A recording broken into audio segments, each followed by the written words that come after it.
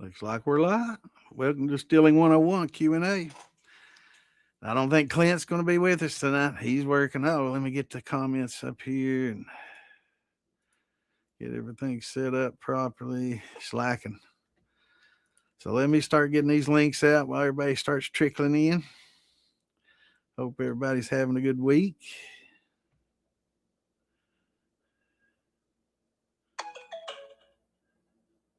Let's all right, let me get these shared. Let me get my list. All right. So Patty's here. He's the first here, so he gets to entertain everybody while I send these links out. And people trying to message me, man. Let me send them a message saying, come to the podcast if you want to chat. So Patty gets to entertain everybody while I get these links sent out. You know any stupid pet tricks or magic? Can you juggle or what, Patty? I remember that on Letterman, those stupid pet tricks. That's pretty funny, man.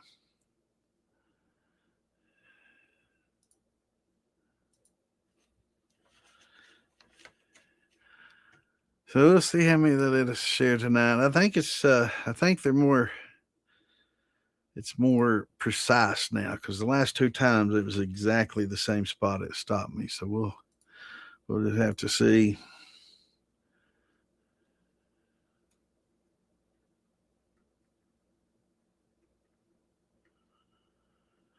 Have to see how many. Why in the world can I not see that?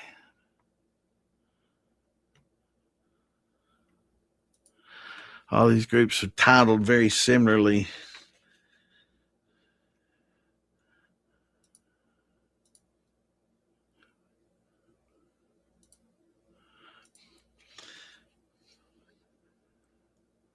So it's tough to keep track. I have to keep my thumb on the list so I know where I'm at. They're all just about alike.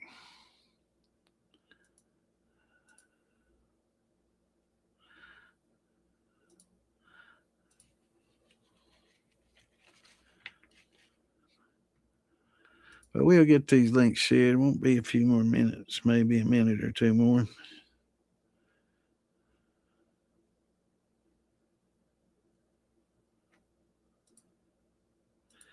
I wish it would just let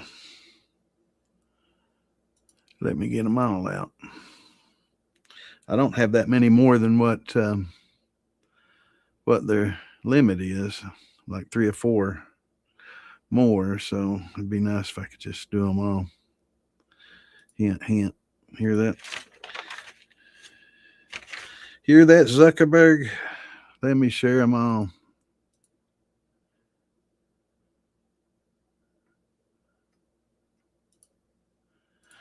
But I do have a pretty diverse amount of groups. A lot of them are don't have the same members in them. A lot of the groups have a lot of the same members, and that's great.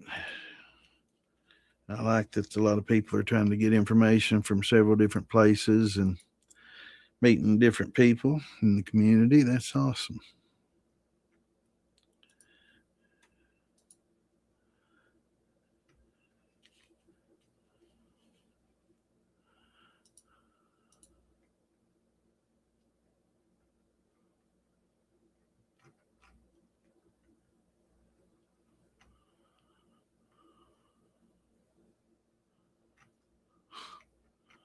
How do I not see these? Where in the hell?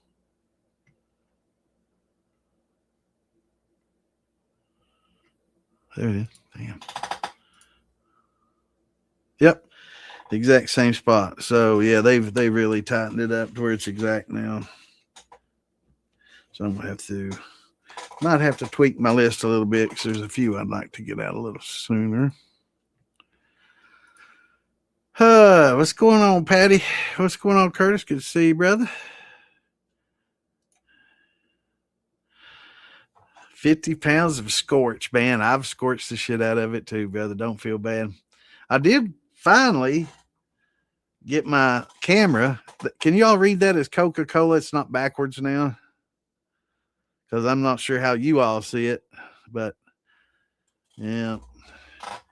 Yeah, it's about 20 gallons of water and 50 pounds of corn. That's about 2.5 pounds a gallon, or maybe a little more water, 25 gallons to 50. Yeah.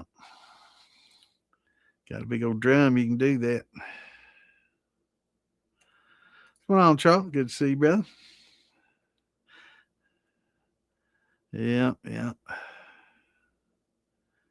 Yeah, I scorched a lot when I first started, especially.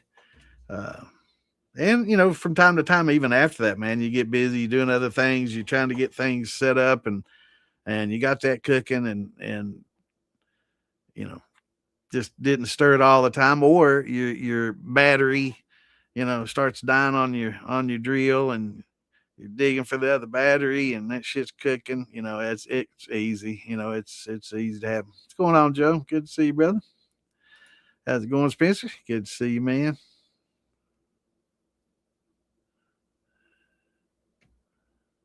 And I'll answer your text later on, Spencer. Kind of an embarrassing situation. I really hate talking about, but definitely won't public. What's going on, Luke? Good to see you, bro.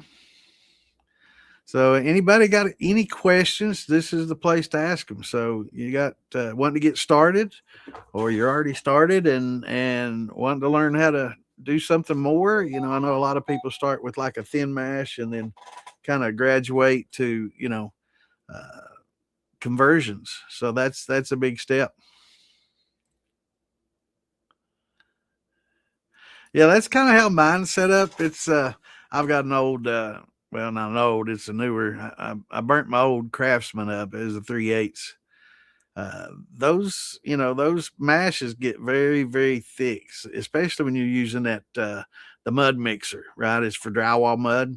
So I end up getting a Harbor Freight 1/2 inch drill, and it's got the little handle that comes out on the side, and I've got mine tie wrapped or zip tied to a board as well, and just sit it on top. That way I can pour in the boiling water and stir all at the same time when I'm topping it off. Oh hell, that sounds good.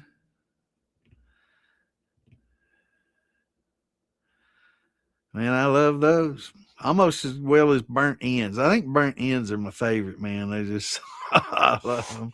I can eat till I get sick on those things. Yeah, you want to pH your water when you do a grain conversion. You want your water to be 5.3, 5.5, somewhere in that range is fine. You just want it to be slightly acidic. That helps in the breaking of the glycosidic bonds when your amylase starts breaking those bonds down. It assists in breaking those up. What's going on, Cave Daddy? Good to see you, brother. Hello, Miss Tammy. You in here early tonight. 45 pounds blue corn, 4 pounds of chocolate rye, 4 pounds of Munich rye, 4 pounds of malted barley, 4 pounds of cherry wood smoked barley. Damn. 7 pounds of oats, 7 pounds of golden wheat, 25 gallons of water. Let me add all that up. There's 25, 45, 45 plus 4 plus 4 plus 4 plus 4 plus 7 plus 7 equal. All right, 75 and 25. So that's about 3 pounds per gallon. It's going to get thick. When you get 3 pounds per gallon, it gets pretty thick. That's not too much. 2 to 3 is a good range. You definitely don't want to go over 3, just for the simple reason it just gets so daggone thick, and it's so easy to scorch when it's thick like that, and it's hard to stir. But I will say, you're not starting out with that, so you're adding most of your malts and your barleys and stuff after the corn gets gelatinized, cooked, and the alpha's already thrown in it. If you're going to use some alpha, I would highly recommend it. I know you've got some malt going into it, maybe not enough diastatic with just 4 in that amount, because I think that might be the only malted, because a lot of the other specialty the rye and the specialty barleys get denatured, and when they when they smoke them, and when they work on them and alter them, they get denatured. So you really can't depend on the enzymes. So definitely use your alpha and glucoamylase along with that. But yeah, you want to add those in at about 150, 55. So I am going to this summer. I've talked to a lot of people that have. So we've talked to a lot. It works well. It's really tough you have to be kind of seasoned and you have to use a recipe that you know already because you're not able to take a starting gravity, right? Because the starches get converted at the same time that the yeast is eating them, right? So you don't have a really high starting gravity and then a finishing gravity because as the yeast or as the yellow label angel yeast converts the starches, the yeast are eating them. So it's all happening at the same time. So you don't get a beginning and ending gravity. So it's really good to use a grain and amount that then in the in the amylase and everything. If you're going to use amylase, what you would have normally had, so you know what your gravity is going to be, except now you're not adding the amylase. That makes sense. So for example, I know if I do 2.5 pounds or 2.25 pounds of yellow dent corn per gallon of water, I do my conversions, I add my amylase, I know I'm going to get a 1070 or right or about. So based on that, I know that if I do it exactly the same amount wise, then I'm going to get probably about a 1070 if I had converted it. So use the right proportions of grain to water ratios. And well, that's good. Yeah, 1.8. That's getting pretty low on the pH. Definitely throw some of those oyster shells in next time you do those. You want to start out at a 5.3. Grain usually goes pretty quickly and doesn't have as much issue with pH crashing, but definitely if you ended up at 1.8, you should be buffered and ending higher than that. So definitely uh,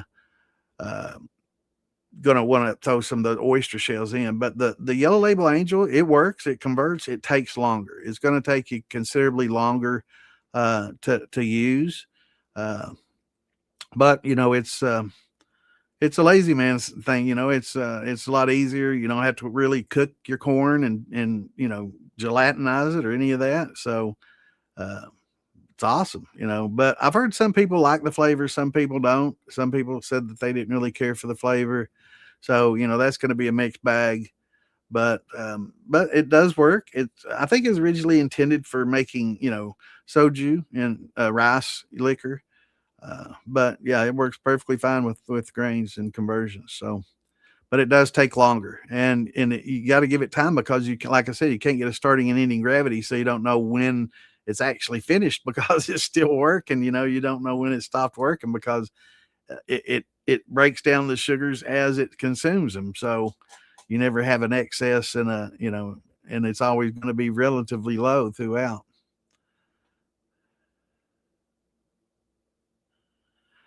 Yeah.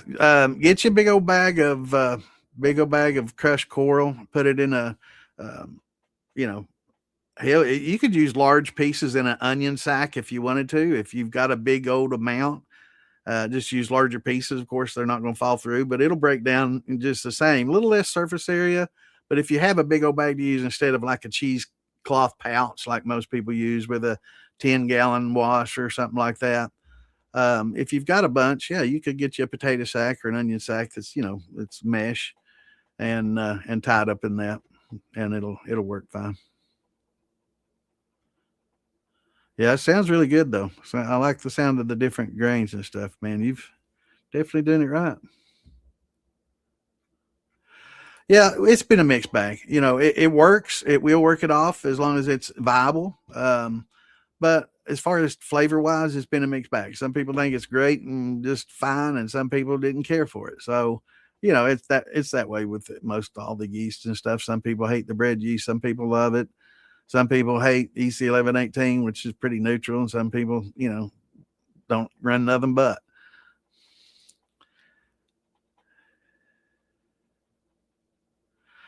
How can I get a sour mash from 3.5 pH correct about 1 gallon?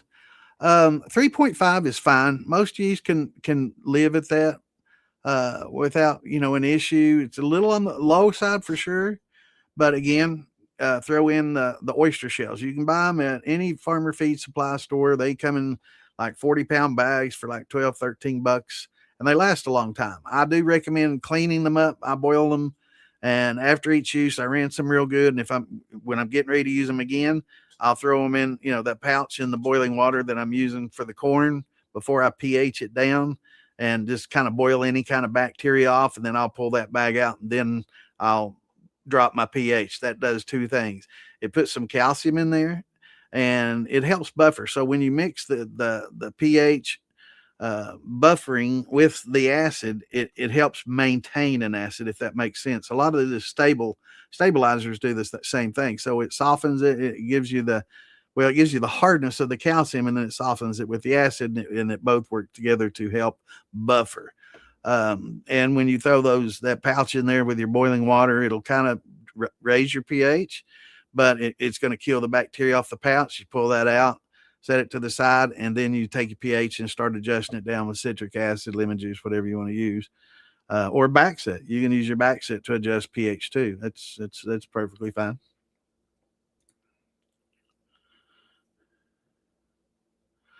Yeah, that happens. Temperature too can cause stalls. There's several things that can cause stalling.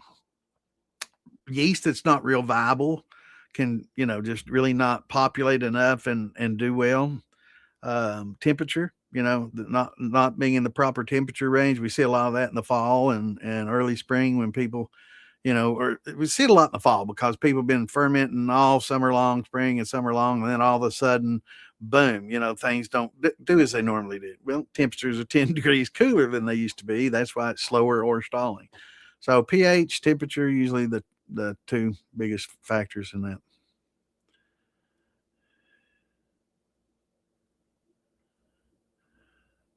Yeah, steeping the grains is definitely the way to go. Um it's it's just fail proof. It's much more dependable. You don't have to, especially if you're going to use, a grain bill like Charlton. It's got a lot of expensive malts and chocolate malts and Munich's and all other things in there. It's you definitely, and heirloom corns, things like that, where you have a lot of money invested. It's much better to steep, and steeping's it's not hard to do. It's takes about the same amount of time. It's just a little more work. And you got to have a vessel to boil instead of using just that one vessel. You got one vessel you're boiling water in, and one vessel that you're fermenting in. Which, if you got a big ass cooler, one of those long fishing coolers, or a big cooler, it depends on how much you mash. If you got a 120 quart cooler, that's what, 30 gallons. For most people, that 120 quart cooler is going to be plenty enough to do pretty much anything you want.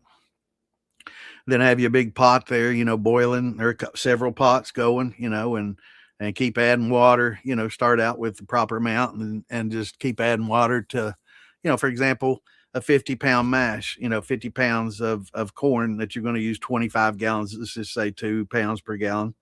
So you got 25 gallons of water there. So use about 18. That'll leave you 7 gallons. So you're going to put 18 in on that 50, stir the shit out of it, let it steep and cook at that 210 degrees boiling. Pour it in there hard boiling. You can use if you got a big pot, you can use a small pot with a handle, to just dip it in and keep stirring and keep dipping it that way. Or if you got a wort pump, pump that hot boiling water, no problem at all. They're designed for hot temperatures like that.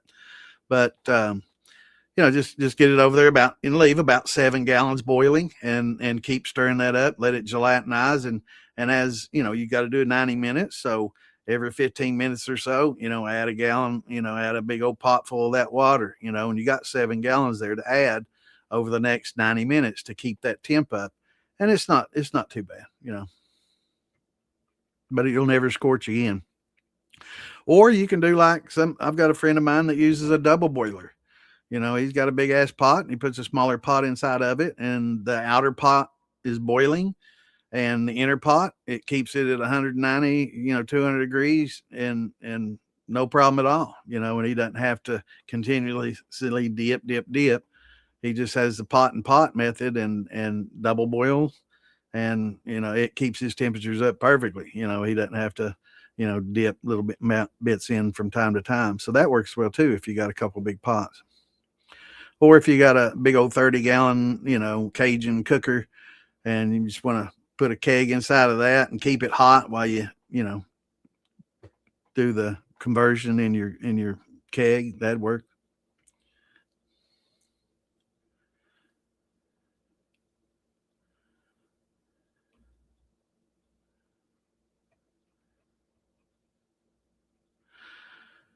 There's old Clint. He's gonna jump in from time to time. He's working tonight, so he may not be able to be here the whole time, but good to see you in here, brother. Yeah, this didn't produce a lot. Yeah, that's good. It's all a learning experience, and you can chalk that up for a learn. But I'd imagine it would taste good, man. Yeah, it's different. If you don't mind converting, I would recommend converting. Um, but if you're busy, if you're a real busy person and you just don't have the time, and or if you're real lazy and you just don't want to cook it and you're just getting old and tired, I'm hoping it works real well because that sounds like me. But yeah, just throw it in there and let it do its thing and try it out. It's great with rice too. Works with pretty much any starches. So, you could use it for a potato wash or mash or whatever you wanted to use it with. I wouldn't use it, with just sugar. Of course, you want to use it when you're converting starches because that's its biggest benefactor is that it does, cold conversion.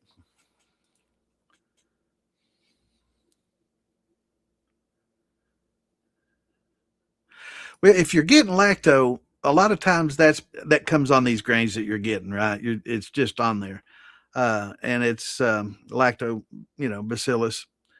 Uh, if you're going to use high temp alpha amylase and glucoamylase instead of adding all those malts, and you can add them at 170, 80 degrees and cook it all at the same time, but it's really not. I kind of take it back because it's really not good to cook a lot of those rye and barleys at high temperature because that's really what kicks in those glutens when you put them in at high temperature. But you're going to run into that. If you don't keep everything perfectly sterilized, you'll carry that bacteria over from one to the next. Or if it's on there and because you're adding it at 150, 55, and that's just about the tipping point to killing a lacto. I'm pretty sure lacto would require 160. We'll check it.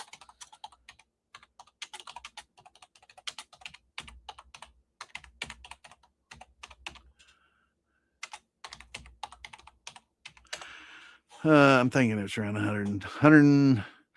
Lacto begin to weaken and die reliably. Yeah, to reliably kill them quickly and completely, temperature of 160 degrees Fahrenheit, 71 degrees centigrade, or higher for a short period, or 180 for rapid. So they do start to weaken though at as low as 120 to 40. So if you can hold that 155 for a long period of time, you're probably going to get maybe less issues with lacto. I mean, it's not going to be. It will definitely put it off to the end. That way, you're not going to have large numbers of them, even if you have them. But it's just coming in on those. Most people run into the issue of dumping sugar in at a low temperature when they just didn't get the gravity they wanted. So instead of bringing water up to a boil and adding the sugar and stirring it and dissolving it in well and killing all the anything that's on that sugar, they'll just dump that sugar in low. Guilty is charged. This is how I learned. But dump the sugar in at a lower temperature and it just puts the lacto in there, So temperature is what's going to do it. Yeah, Yellow Label probably wouldn't be my first choice of strains to experiment with. It's for flavor and to be serious about. I'm using the Wale. I just want to see how well it converts, and I'm going to do it side by side with a good, what I consider a really, top notch yeast, and kind of compare and see what I get. So I'm going to start with 2 pounds of corn on one, 2 pounds of corn on the other, everything exact next to each other in the sun and outside and fermenting, the same temperature. Everything's going to be the same. But one's going to have Wale. The other one's going to have probably a 927 firm solution, 927. Probably use that with the other one because that's really good yeast. So I'll probably do that and compare them, right? So I'll have to let one sit for a month while the other one works, though, because one will take about 5 days and the other one will probably take about 3 weeks. So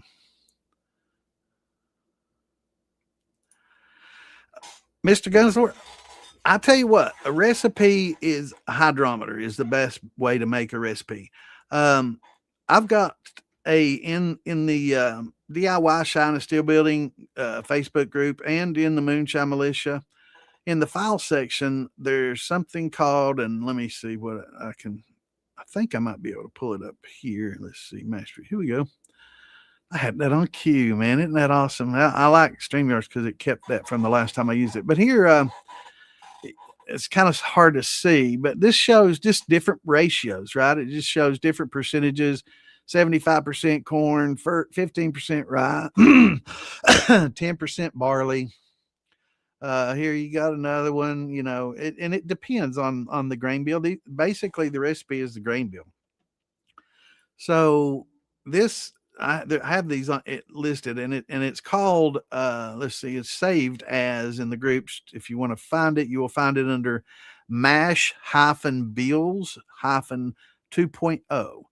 And inside the file section, and this shows most of your popular on the shelf liquors and the ratios of grain that they use. Now, what you do with that is you want about 2 pounds, 2.25 pounds of grain per gallon of water, especially starting out. Once you get a little bit better and more attuned to doing it, you can go 2.5 to 3. You'll get a higher gravity, but it's really hard to stir, and it tends to scorch if you're not on top of the ball and if you're not steeping for sure. But yeah, it's a great way to, kind of match and get close to the grain bill of your favorite liquor. But it's not going to have that barrel flavor, right? So don't expect that. A lot of people expect moonshine to taste like their favorite vodka or clear liquor, and it's just not going to do that until it esterifies and has time to barrel age or jar age or mature a little bit. We do have some great brandies coming off the drip, and if you make good cuts and have a good setup, yeah, you can have some pretty good sweet stuff coming off the drip. But it's much better once you age it in a barrel, or once it has some time in a jar to esterify. And the esterification is just those esters combining with acids to create flavonoids, polyphenols, and flavors and character. Gives it a little depth, volume, character, kind of flavor notes. Also, your yeast will contribute a lot to those flavor notes. So, but yeah, it's just used about 2 to 2.5. I use about 2.25. I get pretty good with that. Pounds per gallon of grain. So just add up all your grain bill and ratio those out. So if you're going to do a 20 pound to 10 gallons of water, and and it says 75, you know that you're going to need 7.5 for 10 gallons, so it's going to be 15. And then and then the other one's going to be 2 and 2.5 and half, or whatever, to get that ratio out. So it gets a little bit of math, but and that's the easy way to do it. And then once you learn to do the grain conversions and use that high temp alpha and your gluco and get those conversions, once you dial those in, you're probably not going to need your hydrometer as much anymore. You can check it to see. You can use the iodine to check and see if you got all your starches converted. And that's another tool that helps a lot too.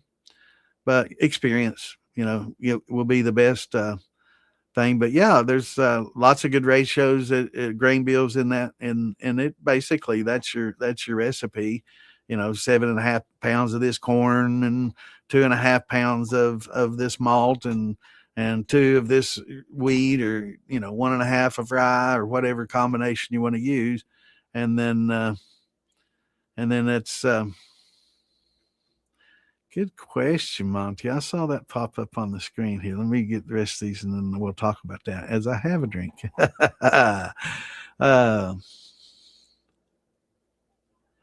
Yeah, 80 and high temp, definitely.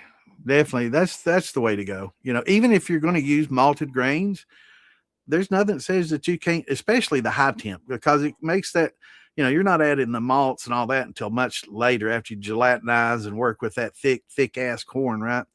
So once it gelatinizes, and using that high temp to thin it out, it just makes it so much more manageable. And like we were talking about steeping earlier, another trick to do is if you got, like this I said earlier, you pour in 18 and you keep 7 out because you're starting with 25, right?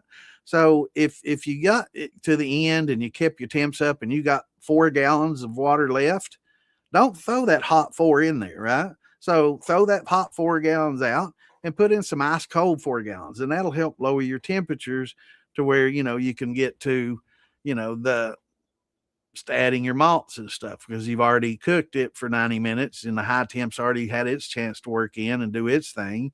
So, there's nothing that says you have to keep those temps up. A lot of people, if you got a chiller, you can drop it in there, and drop those temps quicker. So it's nothing worse than sitting there waiting on that thing to cool down, right?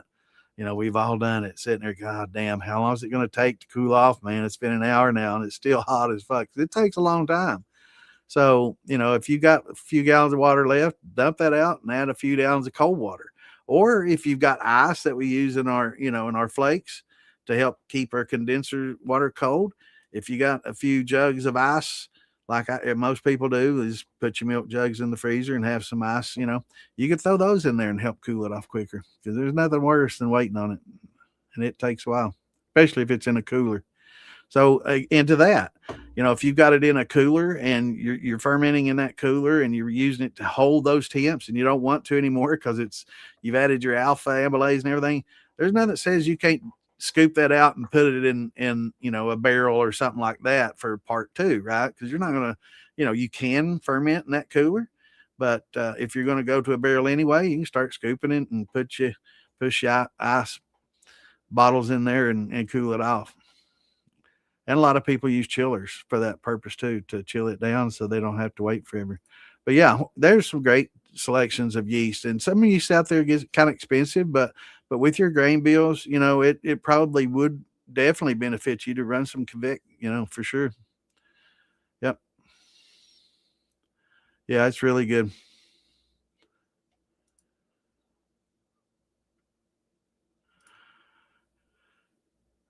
Are more yeast nutrients needed with an all grain? It depends on the grains that you use. If you use just corn, then having some yeast nutrients is good.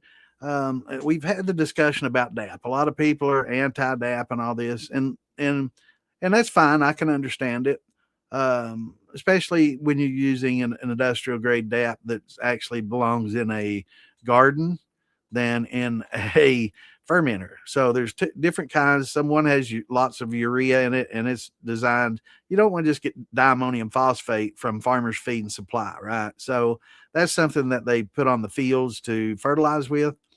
If you get it at a brew shop, it's going to be a different formulation, and it's going to be more attuned for that.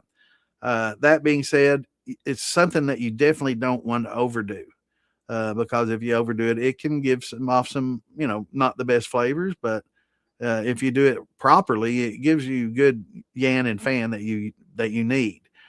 But there's other supplemental nutrients that are very beneficial to a fermentation, and a lot of those that you will get from the grains, right? And you can add some, but with a malted, if you have a malt in there, you don't need nutrients. You're not going to need nutrients because a lot of those malts will have it.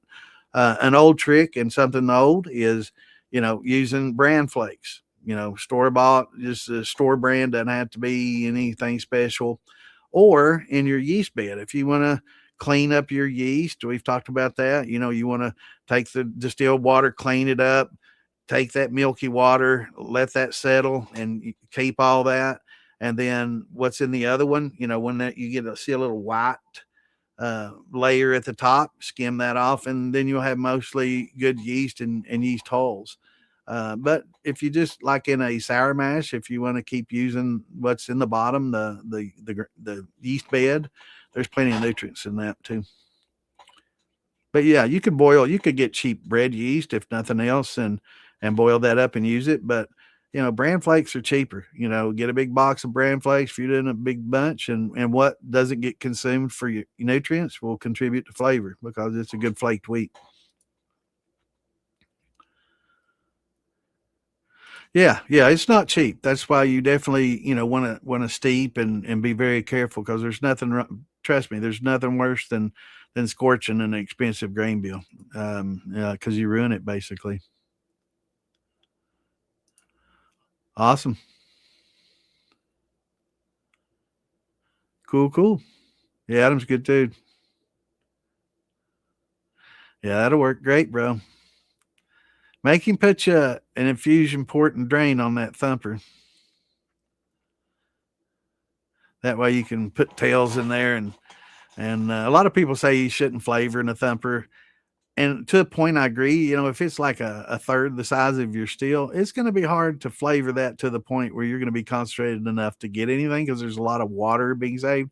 A lot of people saying charge your thumper with the water. I've never heard that. I saw that somebody comment on that in one of the groups, and they said, "Oh, these people telling you to charge a thumper with water, that's wrong." That definitely is wrong, but I've never heard anybody say to put water in a thumper. No, if you start out, you want to start out with some. You can put some mash in there or some tails. But if you a lot of people call it an infuser a thumper basically because it's not sized appropriately to be really a thumper, but it's kind of in line like a thumper, but it's technically an infuser because it's like a gallon on a 20-gallon still. That's not a thumper, that's an infuser.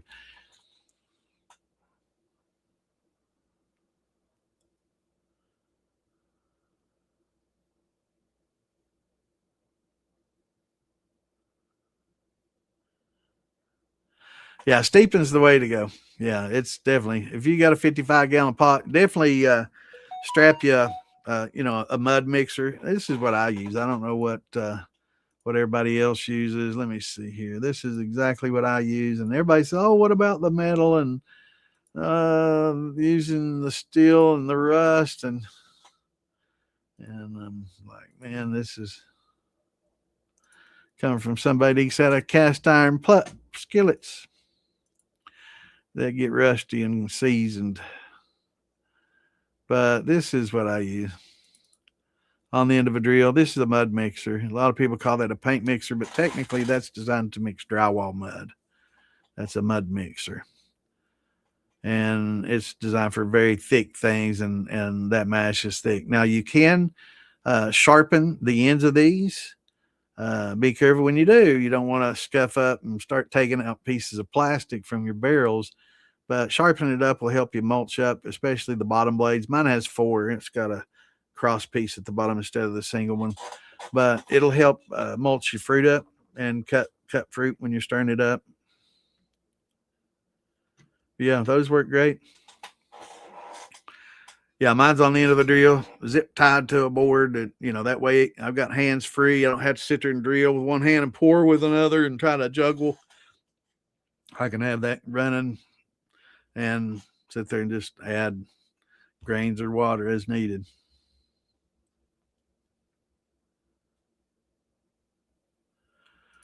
Yeah, there's a lot of different ones.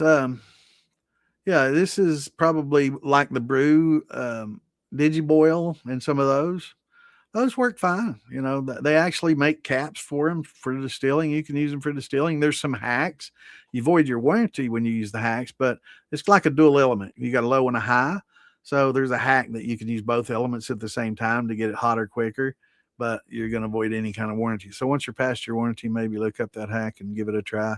I was going to get one of those just to experiment with it, but I was worried about one of the elements going bad, and how hard would that be to replace, So I just ended up getting a pot that I could just set on a stove and use the stove elements. Now, I will say when you use stove elements, make sure that your stove doesn't cycle when it's on high. Some stoves will just go on high and stay on high, and you'll just get, constant flow. Some temperature will still cut on and off when it's on high. I've got two, I can't think of what, they're cheap stoves. Frigidaire, two Frigidaire stoves. And wait a minute, what is it? Is it? I think it maybe. Anyway, one's 20 years old, 17, 20 years old, and it stays on all the time, right? It doesn't cycle unless it's like on medium. But once it gets to 3/4, it'll cycle. Stop cycling, and stay on full. You don't want the ones that'll cycle on high. That really makes it much more difficult to make your cut. So if you got a stove or a gas stove, you can adjust those and they're constant. So those work well too. What's going on, Brian? Good to see you, brother. What's up, Joshua? Good to see you, man. Yeah, barley and rye, 150. Yeah, 150, 55. That's where you want it. We also have a chart. It's also in the file section, and you definitely want to keep these. I'll try to show it every week so people get used to seeing it, and you should get used to seeing it and get used to using it, because it shows you what temperature that you should add each of these: corn, maize, rice, corn. Now we know we do our corn a little differently. This is if you're trying to preserve, if you have a malted corn. But yeah, your barley mark, you'll see there at the very right side is, right at 155, and the left side is probably about a 145. So 145 to 55 in that range. Yeah, you're good. And you want to hold at those temperatures, kind of like you do the corn to gelatinize. You want to hold those for 30, 45 good minutes and let them work, because once you get cooler, they start becoming much less effective. And once you reach a certain temperature, they just quit. Yeah.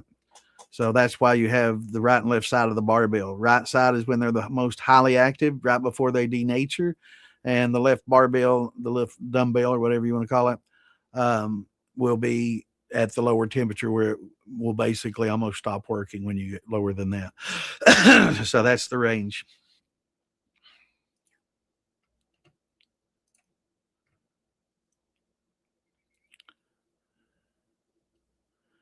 That's awesome. Yeah, it's a little bit more work. I don't know, less stirring, really. So it's not as bad.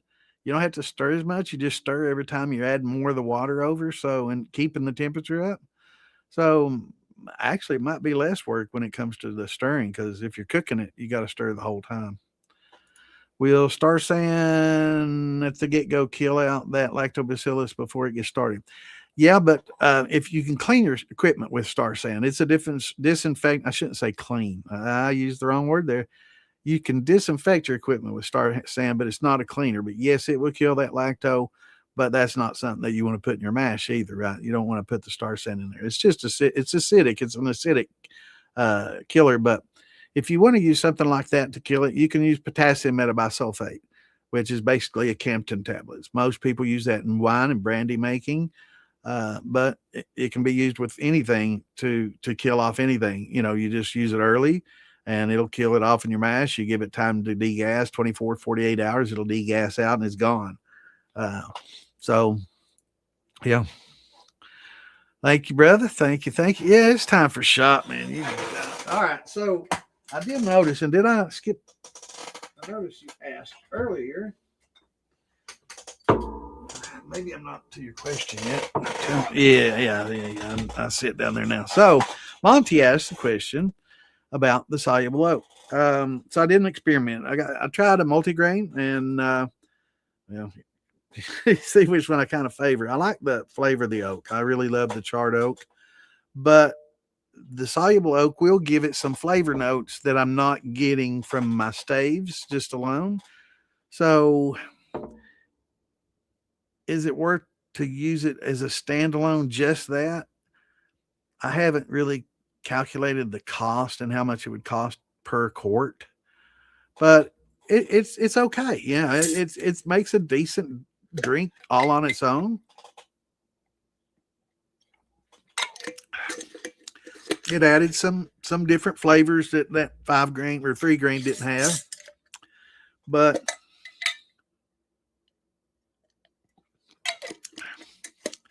so did that.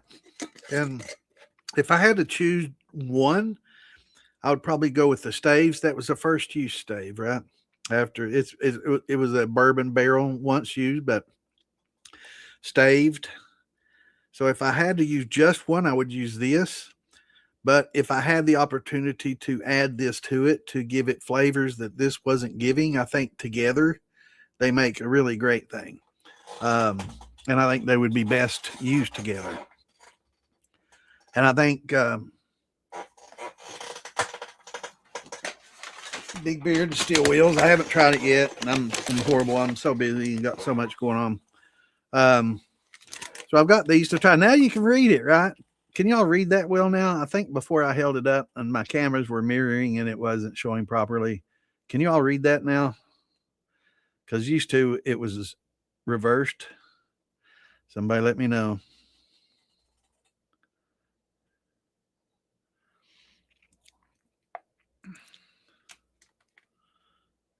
Yeah, I can send you any chart you want, brother.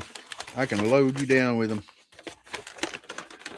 But I'm going to try that because I'm thinking it's going to be the same way.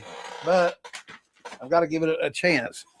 But I think it's going to be, it's made with staves. So I think it's going to be probably similar to the staves, but probably a lot easier to use. Maybe more effective. I don't know. But we're going to give it a shot. I do have a little bit of this 3 grain left. And I'm going to try it with that and then compare the 3 if I have enough left. And kind of see. I do like the flavor that the soluble oak gives. It just doesn't have the color and the char of the staves. Now, a lot of people would drink this and say, "Oh, that's over oaked," and that's to some people it may be. I like a heavy char, a lot of oak flavor, but I've tasted over oaked and it's not. Maybe a little bit too much. Maybe I could have gone a little bit less, but it's really good. And I think the combination of the two would be great. So it's a tough call. It's really tough, Monty. I don't know. I would have to see how much it's costing a quart to see if it's worth it to add those notes. I'm not sure if you couldn't, dissolve a little caramel and make a few drops of vanilla in there to give it some of these notes and have the same thing. I don't know, but it does give some of the more delicate notes. I know a lot of people in beer drinking and wine, like Cal was talking about, really love it because it gives that some it's just something that's not really heavy bearing, but us whiskey drinkers, we want, to go from a white dog to, this is a huge transformation. And, light nuances, probably not going to be enough. In a wine, absolutely. That would probably be killer in a wine or a beer. I had to dose it heavier to get to where I am now. I did a 5%. And I think really it would be best combined with the staves. Awesome. Well, I tell you, I'm gonna prepare you now. As soon as you use that 6-gallon still a few times, you're gonna be like, man, why didn't I get that 15? It's always wanting that bigger and bigger and bigger until you get about 20 or 30, and then most people get pretty happy with 20 or 30. But that's awesome, brother. And it's not, it's 6-gallon may be just right for you. So, but it's a lot of work. It's not easy. If this was easy, everybody be doing it. Like a lot of things. But once you get seasoned and stuff, you'll probably end up selling that 6 and moving on up. Especially once you get the bug and get hooked on the hobby, man. It's like definitely going to go bigger. And it's nice to have the 6 too. I'll say this because, some people that have, and I like it. I've got a smaller steel. And a lot of people, have that big steel. But a lot of times when you proof down alcohol and you want to rerun it, you're not going to have enough space. So if you got a 15-gallon steel hypothetically, and you've got 2 gallons of 160 proof of hearts, and you want to run those a second time, so you proof that down, you got 4 gallons. You're going to run 4 gallons in 15. That's not real good. It's not efficient. It's not real safe. But that 4 gallons in that 6 be perfect, right? So that's probably what in a few years you'll be using your 6 for your second runs. But hey, you'll still use it, and it got you in the hobby. That's the most important thing. And congrats, brother.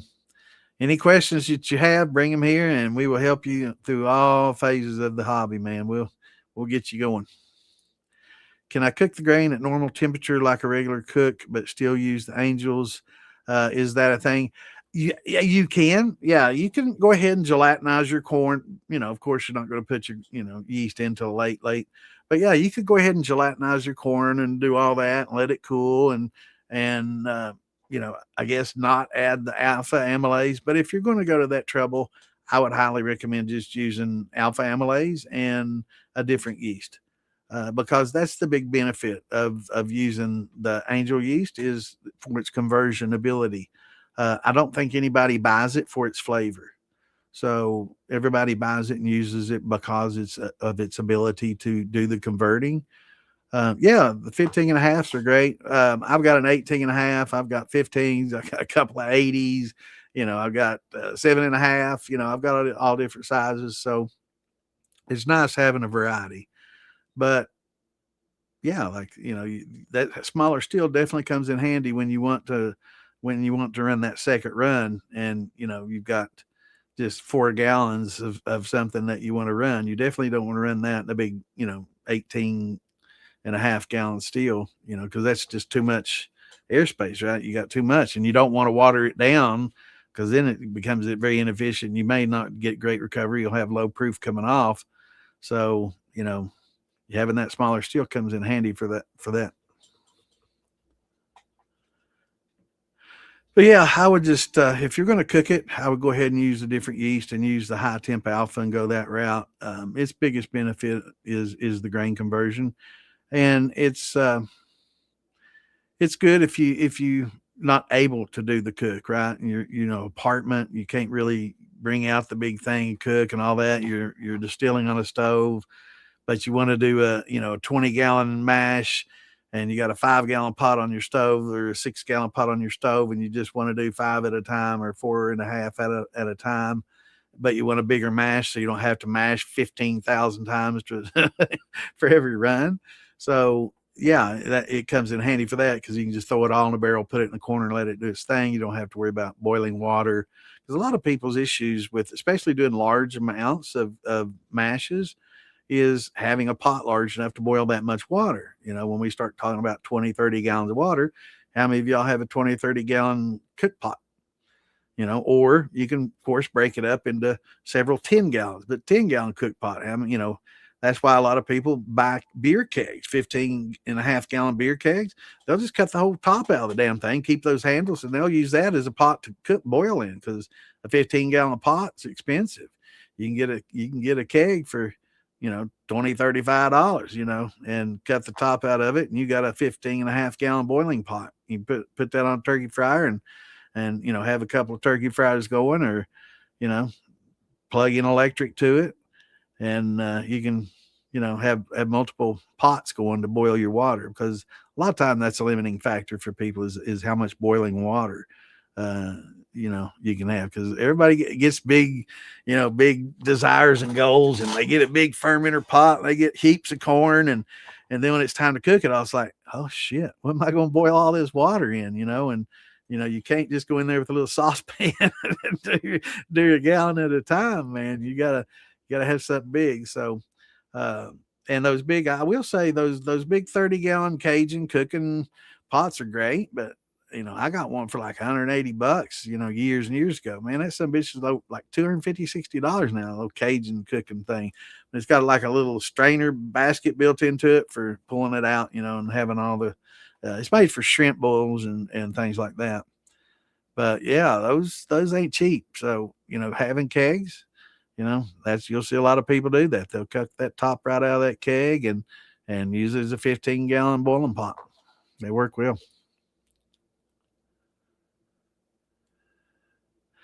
The lacto, some people like it because it does add a softness, to the distillate and a creaminess. Some people just don't like it at all. Now, I will say a lot of times people will confuse a calm yeast, which is a wild yeast, spelled Kahm. A lot of times that gets confused with the lacto, and the calm is nasty. It's not good. It's not a good thing. I got some pictures of it. It's not good at all. And we can compare some pictures here of a calm yeast and a lacto. Okay.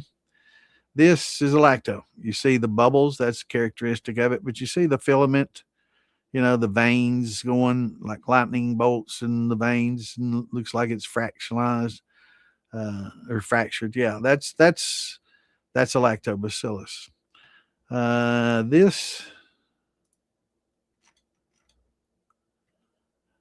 This is calm yeast. It looks like basically a milky surface that water has bubbled up underneath and made these little pillows. Let me give you another picture. That is a perfect picture of it, though. You can definitely see the difference where that's just a skim. It doesn't have like round bubbles. It's just air pockets underneath there. It looks doughy, if you will. Here's another picture of it. That actually is a combination of some lacto in a calm, but that's mostly calm. But you can see how it's just mostly doughy looking, but pillows basically. And let me see if I can find another picture. And this is more of a lacto, right? So, and sometimes they're tough to tell. And sometimes, like that one picture, you can actually get both. But lacto is not as bad. Calm yeast are pretty bad.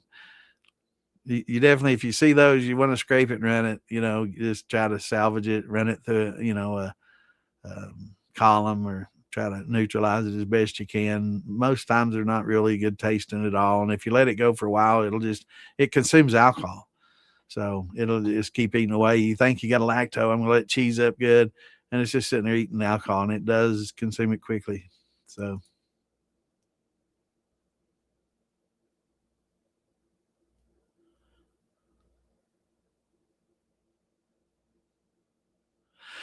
that's different. Heavily, that's step mashing, and a lot of people will come up and do rest. That's step mashing. That's a beer maker's process, and nothing wrong with doing it that way. Absolutely nothing wrong at all. And actually, a lot of if you're doing all grain, which without the corn, like an all rye or a wheat and rye or barley wheat and barley rye or something like that, without any corn at all, that's definitely the way you actually want to cook it, because you don't get all that. You're only going to get up to 155 cooking it that way. You really don't need to get to the higher gelatinizing corn temperatures. So you're just going to go up to 155, and it'll keep a lot of the gluten content down, where we talked in the past about having to get a glucanase to help break down a lot of the glucans. And so if you step mash up, absolutely great way to do it, for sure. And it's just called step mashing. And you can kind of do both, if you want to do grains, or your wheat, your rye, your oats, and your barleys in one, and step mash that up, and then gelatinize your corn in a separate one, and start high and work down.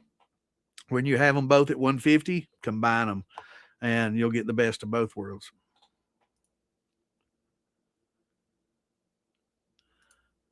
Okay, this might be a question. Weeds and grass, which wild grass and how high sugar?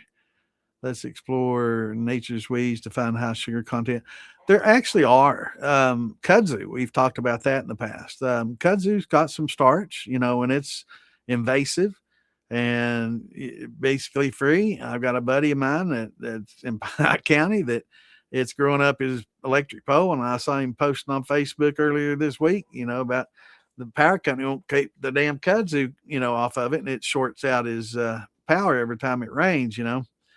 And so I'm like, man, I told him all you need to do is tell a bunch of moonshiners that you can make moonshine with it, and you'll never have another bit of kudzu around there.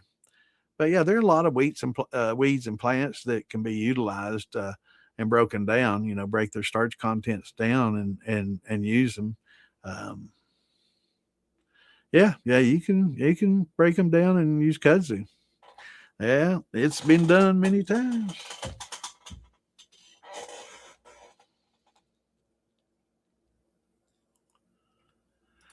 Facebook pages on the little blue stroller at the bottom, DIY Shine and Steel Building. That's mine and Eric Ayers' page. And the Moonshine Militia, that's Phil Billy's page. So either one of those, it'll have all those charts. And if you see any charts that you want specific, I don't know if I moved all my charts into there, but I should, and I probably will soon. Yeah, it's about that time, man. Listen, I've been drinking a little bit of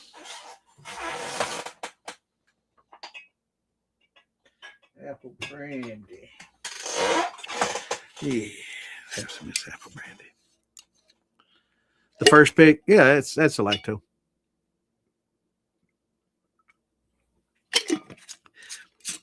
Yeah, the calm yeast looks just like a film that has air pockets pushed up. It doesn't have like bubbles. It just looks like pillows. Odd arranged pillows is the best way to describe it. And I'm going to have to drink that instead of these two so I can keep those for comparison.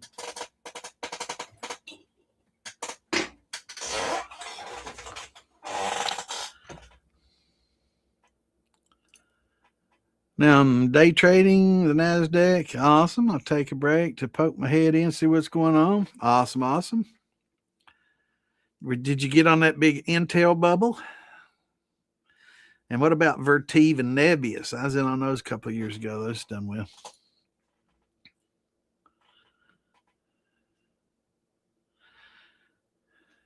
And I tried to get my investor to get in on Palantir, and I kind of missed the boat on that.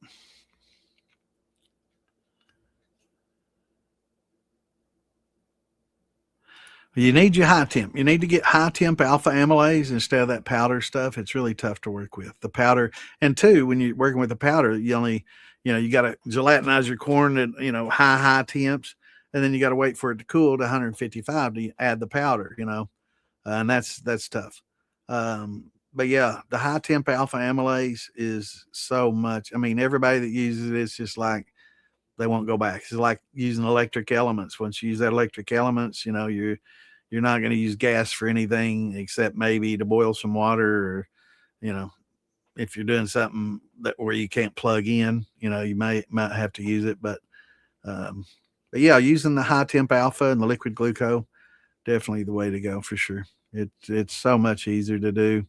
But yeah, with your lacto, be careful what you add and what temperatures you add it at. And I mean, lactose is not the worst thing in the world, especially if it happens late. You just don't want it to happen early on because it competes with the yeast for foods, and it can actually beat the yeast out if it gets a good foothold. So, and it stresses the yeast, which causes off flavors, we know. So it's best to have it kind of later on, like when your gravity gets down to 1.1 or something like that, or less, then that lacto kick in a little bit. Some people actually introduce it intentionally at that point, just to add some creaminess. So if they're making a brandy and they want it to be a peach cobbler, a lot of times they'll add that lacto in their peach brandy or in their peach mash, right? Must, I guess you should say, peach must. Late in the game when it's down to 1.1, give it some creaminess, and that kind of gives you the flavor of the crust, right? So you can get some of the peach and the crust to make it taste, like the cobbler. So that's one of the tricks that you can use to do it. Another trick is to add oats to get that as well.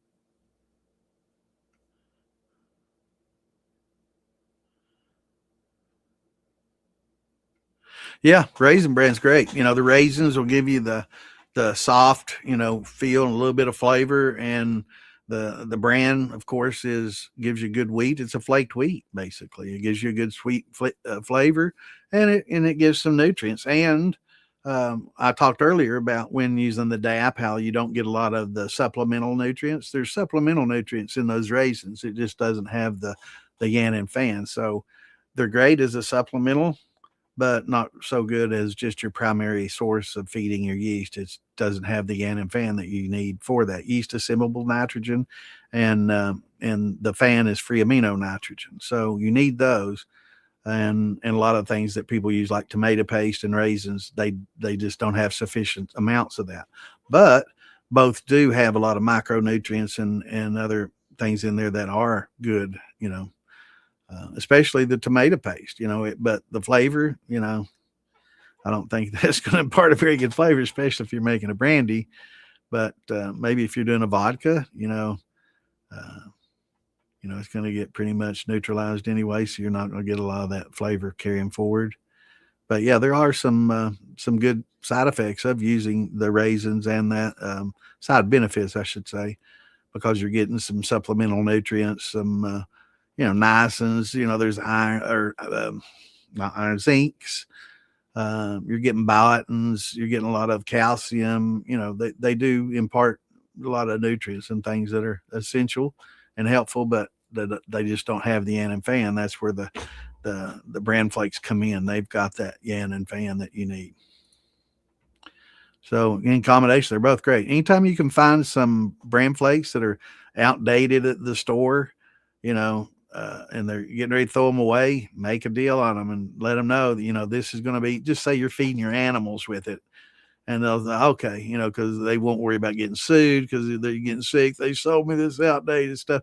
So, just say, I got a bunch of chickens that'll love this, or I got a pig, that I'm just going to mix in with its food, and get those outdated bran flakes, because they're perfectly fine for distilling, and they make good nutrients. Yeah, it's been getting hot here too. It didn't get the hundreds today. It was 96 the other day when I was out, and I didn't realize it was Saturday. And we've been getting into the 90s today. I don't think we quite hit it. I think we were high 80s here today. Yeah, we're 86 today and 82 tomorrow. It's going to rain a little bit, so we'll have to mow. But yeah, high in the mid 80s, so we'll be good. But 80s during the day and 60s at night, that's perfect temps for fermenting your grains out there. Just don't put your fermenters out in the sun. Make sure they stay in the shade. You don't want direct sunlight hitting the side of those, especially in a black barrel. We've talked about that. And we all learn by our mistakes, and yours truly have made them all. I've learned the hard way just about for everything. So using big black barrels is great in the wintertime. Maintain some heat and gather some heat from the sun. But man, it gathers some heat from the sun.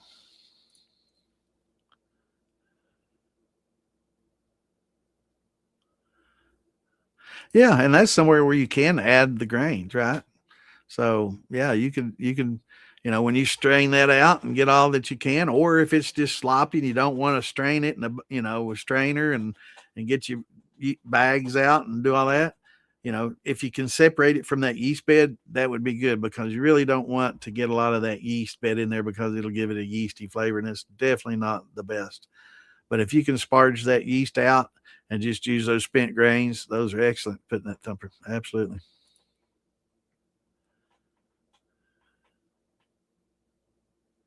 Awesome. That sounds great. Am I that far behind? I am, aren't I? 20 minutes already.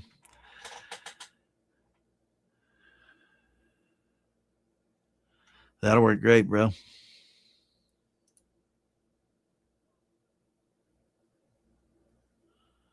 That works. Those ones that have the handle on both sides. I've looked at those, man. I was actually considering getting one of those when I just decided to zip tie mine, because those are pretty nice, and they're not that expensive. You can see them on Amazon, 29, 39, 40, 39, I think, $49. And he's talking about, it's similar to the mixer on the bottom that I've got, but it's like two-handed, and they're pretty good. They're variable speed. So yeah, those are nice. I thought about getting one of those.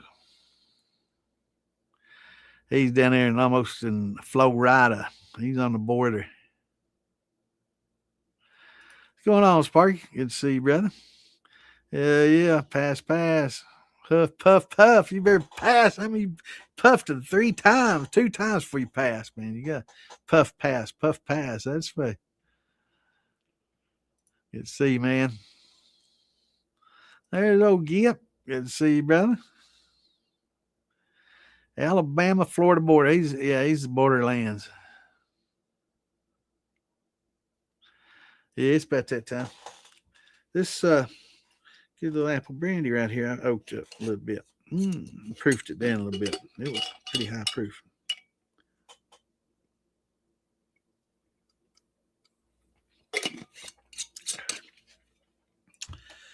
Oh boy, here we go. I need to share the rest of those. Oh shit, about knocked my jar over.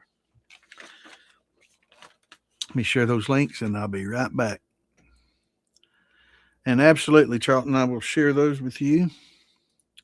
And anybody else that wants them, just let me know on Facebook. Send me a Facebook message. Send me a direct message on Facebook. But better yet, just join the group. Well, that'll get them quick.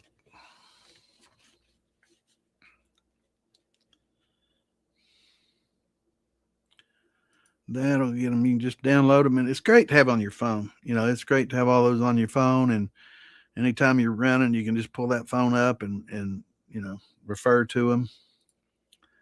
Because I can't remember all that either. You know, I try to remember all those temperatures and all that information. Shit is old. I mean, I used to be able to remember most of it, and I had it all down. But you get old like me, you can't see shit, you can't hear shit, you can't remember shit. Sucks. It sucks getting old.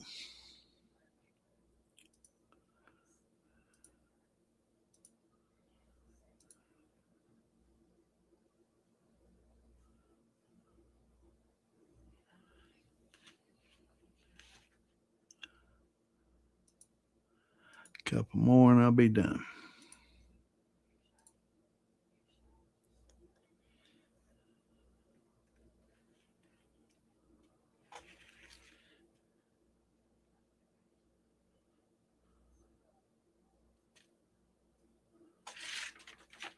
All right. We are done. Yeah, just remind me after the podcast. I'll shoot them to you.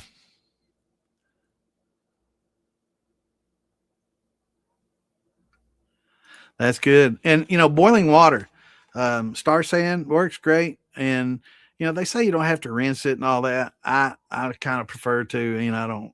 You know, I don't know. Maybe it's just me being old fashioned, but I rinse it. They say it's a no rinse sanitizer, but I rinse. But yeah, boiling water and Star Sand is an excellent way to keep your equipment clean, and not using wood spoons and things like that. And I know a lot of people have these big wood ladles and stirring and all that. It's great for storing yeast in. You know, it's they'll get in those pores and you don't know it, but you're introducing yeast unless you're of course stirring it something hot and you kill it every time.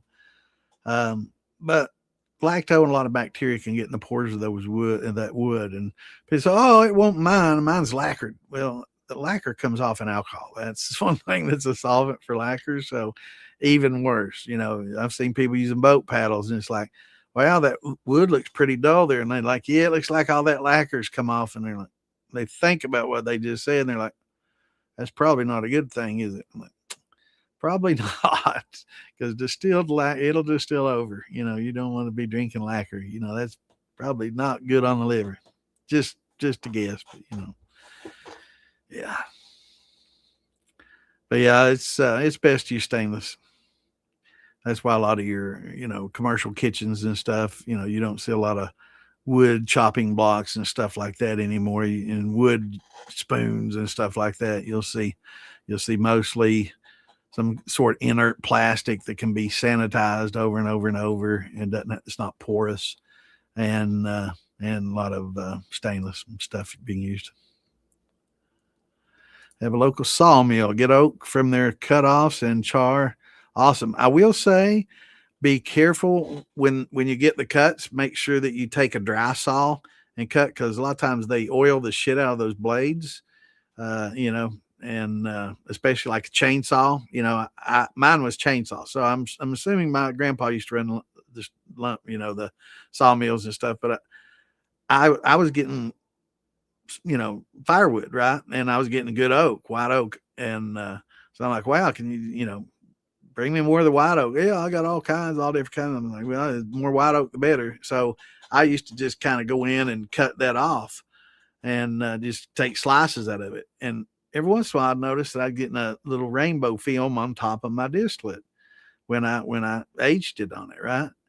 And it took me the longest time to realize that was that chain and bar lube from the chainsaw that was cutting those ends. It only got it when I used the end pieces. So, get firewood, just use a dry saw, circular saw, whatever, to cut those ends off, and just pitch those, put them in your fireplace, whatever. And then you won't have to worry about chain and bar lube, but be conscious about that. But other than that, awesome. It's best to store it, and let it age and season, let it get good and seasoned, and then char it and use it. Staves is one of the best things, and I'll tell you 2 reasons why. One, it's cheap. Here it is. In most places it's not, but I get them cheap here. I get them free from my neighbor. He makes furniture and stuff with them, but and it's got a little of that good, Weller, Buffalo Trace, in this case, Buffalo Trace liquor is kind of soaked in that wood. And when you soak it, some of that Buffalo Trace is coming out, and so is the char and the character. So, it adds good flavors. And I just char the shit out of mine. I just char all 6 sides real good and plop them in there, and they work. It works well. That's a good question. I think it's purple. Just going on my visual memory. I'm pretty sure it's purple. And I'd have to go upstairs and look. I've got a big, huge Whirlpool tub that I do most of my clean and my pots and because it's huge, and I can get everything in there and clean and sanitize it. So it's sitting up there next to that. I don't use it. It took 2 big ass water heaters that this house has when I moved in. I was wondering why they had 2 big ass water heaters, and then I realized that tub doesn't heat; it just circulates. Right? It's a big Whirlpool tub. I mean, it's big enough for a party, and so it takes two big, huge water heaters to fill it. I don't use one at a time anymore because it was running my electric bill up.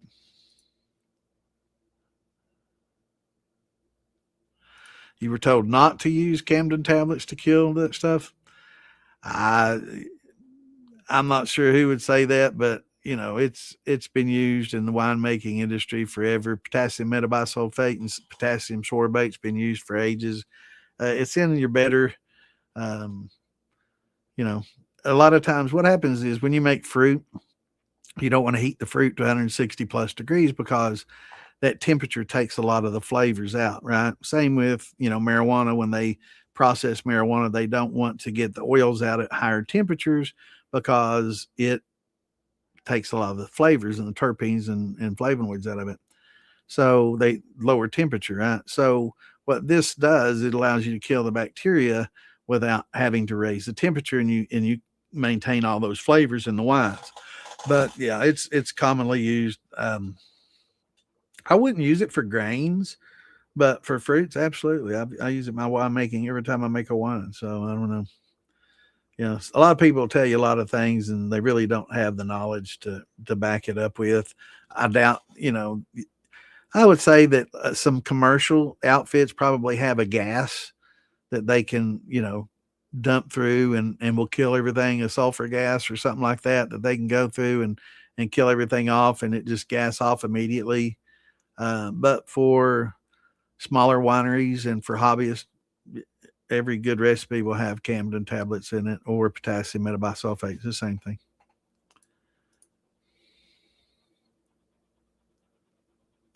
Absolutely. 13.2 is a great size. I would say, less than 10. Once you get used to the hobby and get the bug, you're going to end up getting a bigger one. if you have a 13 to 15 to 18, that'll keep you happy, maybe for a good while.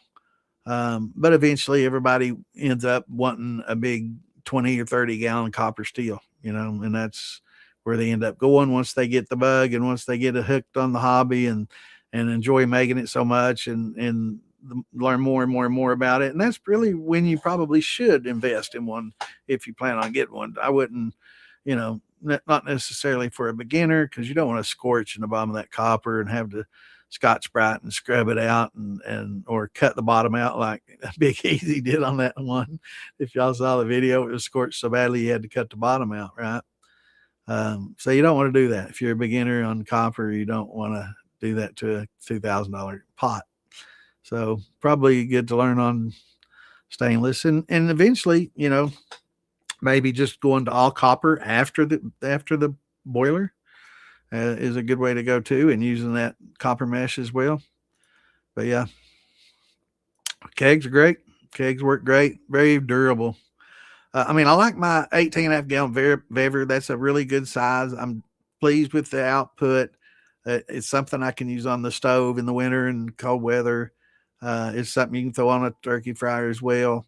And if you wanted to, have a ferrule welded into the side, you could go that route with it. It's pretty versatile, but it's not heavy duty like a keg. The kegs can take a beating, and keep on ticking, man. They probably, want the most durable steel out there, other than some of these huge stainless steel ones that are very thick.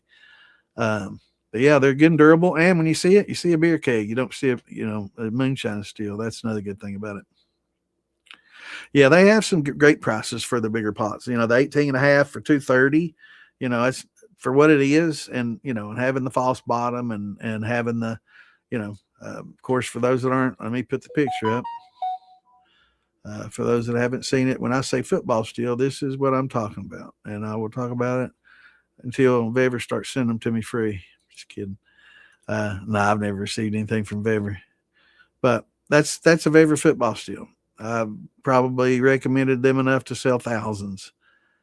Great starter steel that comes in a 13, 15, 18.5 gallon size. Great starter steel, comes with everything you need. Vever got a bad name from the 3-pot steel, and that's this. They got a pretty bad name for putting these out, and for good reason. That thumper is not a thumper; it's puke pot, and the condenser way, way, way undersized. So, that's just way undersized. The pot's fine; it's a decent value.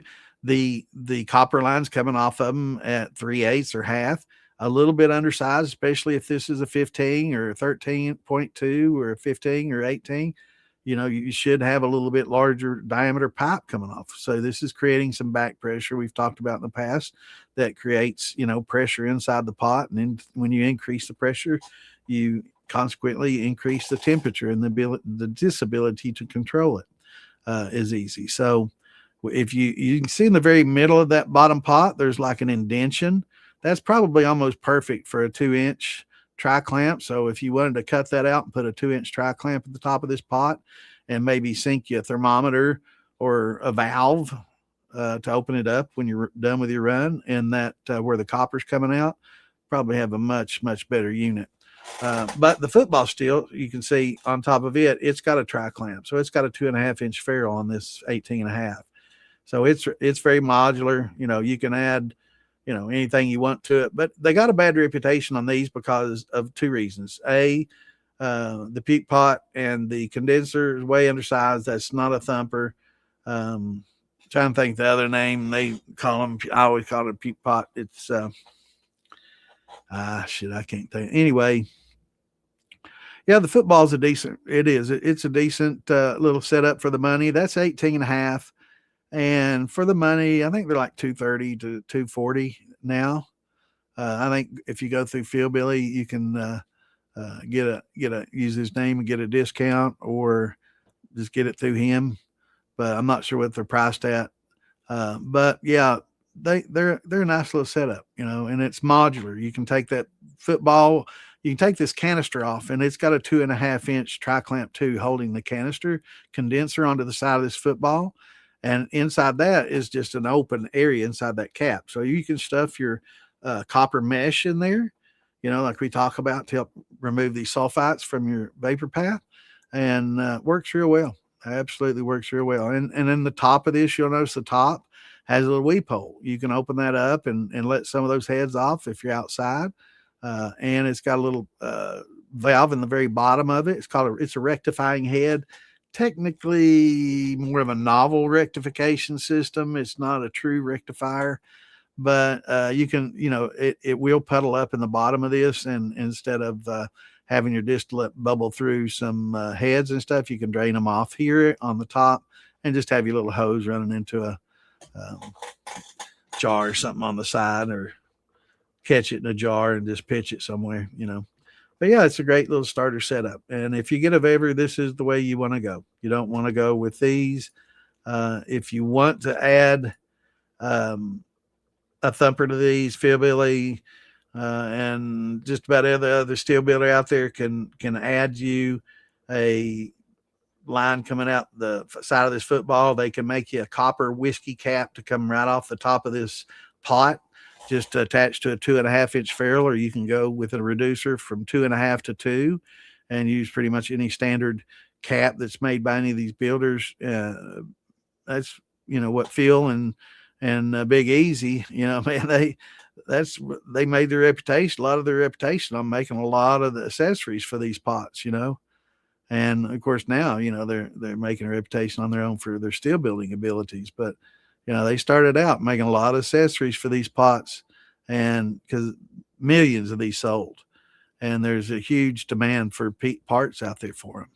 And, like whiskey caps instead of the football, or, instead of this canister condenser, a nice copper worm, and they can definitely hook you up and put you in one of those.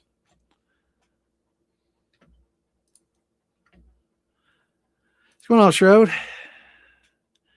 Yeah, we're glad you're listening, brother. You got any questions now, holler at us. $3.50 a dozen. Let me see, what's that come to? That's a good deal. 29 cents an ear. We were getting it 5 for $1, so that's 20 cents an ear. That's so good. Now it's 33, so it's a little bit more expensive than that, but that's a good deal. Steel, eat that corn, man, or grind it up and put it in your infusers with a little cream corn. That's great for that. But to try to use it as a corn mash, it gets so expensive, and you're going to get good sweetness. Trust me, you get good sweetness out of field corn. Everybody's like, but it's field corn. You take a bite and it's starchy. It's horrible. That starch gets converted to sugars that's so damn sweet. You wouldn't believe how much sugar you can get out of that starch, right? That's why we do that conversion. So you're converting something starchy into something as sweet as that sweet corn and saving a ton of money. So save that sweet corn. And I'm not saying it makes a great liquor. It makes great whiskey. It is excellent. Is it worth the cost versus just eating it and feeding your family with it and using the yellow dent or heirlooms for the other? That's subjective. That's anybody's opinion. But for me, I'll save some. I put some up every year when I get it, 20 cents an ear. I've got a whole freezer shelf, just stacks of bags. I got probably 40, 50 bags. God, Ann hates corn because we eat corn about every meal. But yeah, and that stuff will keep a couple of years like that. So, and anytime I want to, I can pull out one of them bags, frozen bags, and throw it in my infuser with some cream corn, and man, it's awesome. Or just put it in a blender and blend it up, and get that all mixed up good. Good stuff, man. But if you have a farmer and he's like, I've already been through the fields, anything laying on the ground, what the animals don't get, corn, you can have, you'll be fighting the deers and the boars off for it. But yeah, you can, if you can get it for free, I'd absolutely use it. Oh yeah, there's a lot of people just cut the tops out of their kegs and they just use it for their boiling pots, just for the water, just to boil water in. They'll get a cheap keg or next to nothing. Hell, you go to some of these frat parties, they'll just leave them laying out in the fields after a big party. Hell, they don't care. Just go get it and walk away. They just pay the deposit and forget about it. They don't give a shit. Food line, 4 years for $1, 25 cents an ear. That's a good price, man. Any less 30, 33, 40 cents an ear or less, I'll pay. When it starts getting 50 cents an ear, I say it's tough. But I've seen some of the corn lately. It's almost 80 some cents an ear, almost $1 an ear some places. And that's just like it. Not just no, hell to the no. I'll start sneaking on some of these farms and take them home before I do that. Yeah, I'm just kidding. I would never do that unless I was a kid and stupid.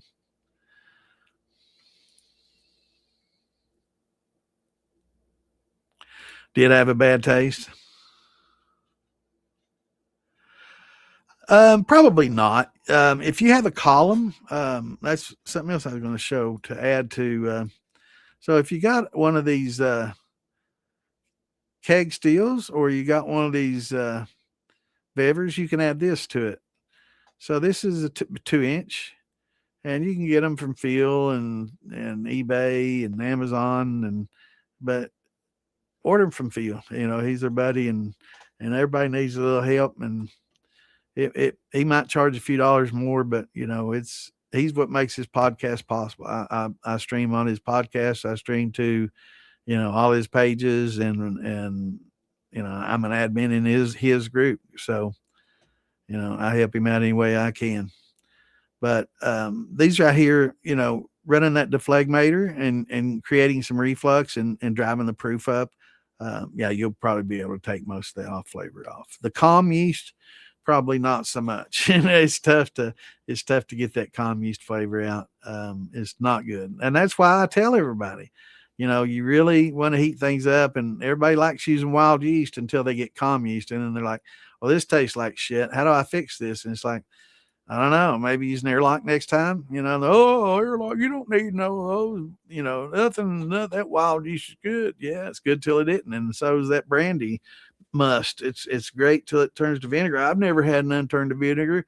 No, and you never will until the first time you do, and then you've had some turn into vinegar. So it's not if, it's when it's going to happen. So if you can take precautions, keep things clean, and use airlocks when you can. Now for grains, not a big deal.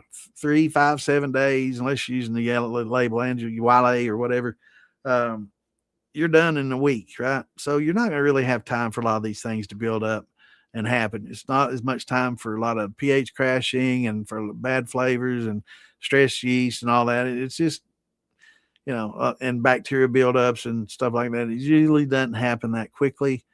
But if it sets for weeks, then, like a fruit must does, and you get secondary fermentation, and some of your fermentations can last weeks and weeks and weeks, then you have a higher chances of calm yeast and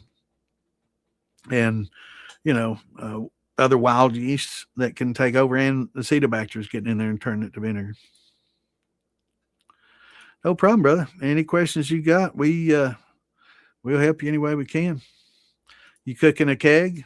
Well, if you got a keg, if you can find a cooler that's like a 20-gallon cooler, and just heat your water up in your keg, and then pour half of it into the cooler and pour half the grains you're going to use, stir it up, pour the other half, and stir it up, or leave a little extra to add as it, we talked about adding a little bit at a time as it gelatinizes, because it needs to gelatinize for about 90 minutes. So for example, you do 2 15-gallon kegs is 30 gallons of boiling water, and you would use that with probably 55 60 pounds of corn. So let's just cut it back to 25 and a 50 pound bag of corn. So you're going to need probably a 40-gallon cooler, and if you can get a big ass cooler like that, or do it in two smaller coolers, it works just the same. It's fine. But coolers work well. They're insulated and they hold that temperature longer. I've seen people wrap blankets around their barrels. That helps a lot too. And you can get like a 55-gallon drum, and put one of your barrels in there and just spray foam around it, or throw in, plastic peanuts around it, or, you know, uh, insulate around it. I don't know that I'd use, like a bat insulation or anything like that, but any kind of foam or anything that you can fit, styrofoam, anything that you can break up and squeeze in there, and then, just silicone around the top to keep water from going in there. And it'd be a nice insulated, fermenter for you, where you can do your steeping, make it just for your steeping. Works real well.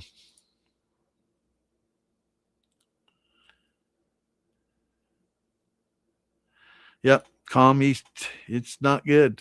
A lot of people, oh, that wild yeast, some of that wild yeast is the worst shit you could ever taste. And some's great. And some of it, most of it's really kind of um, like, Alan Bishop talked about going to, old distilleries and getting it.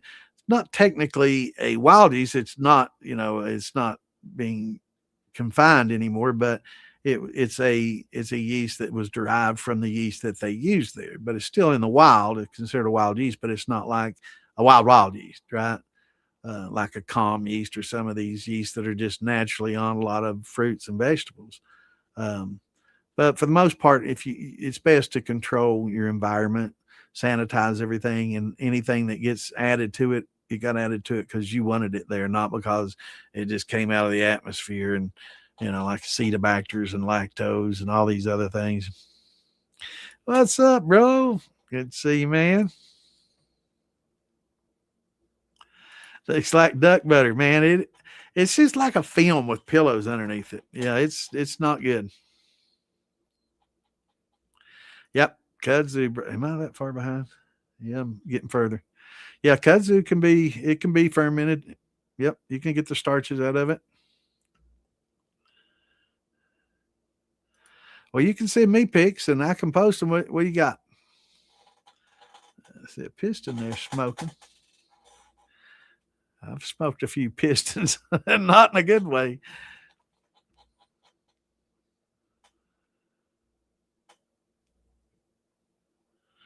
Awesome, man. That sounds good. I'm glad.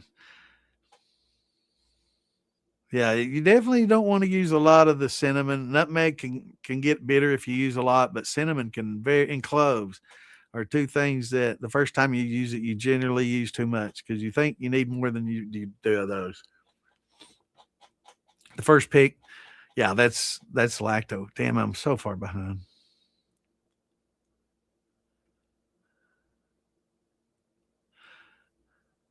Yeah, it's not real cheap, but you don't use a lot, right? I mean, in it's like milliliters, so it's like, it's like cc's. So I mean, I'm using a little syringe that I use for my teeth cleaning to draw in like 5 cc's for this, pint jar. So you don't use a whole lot of it.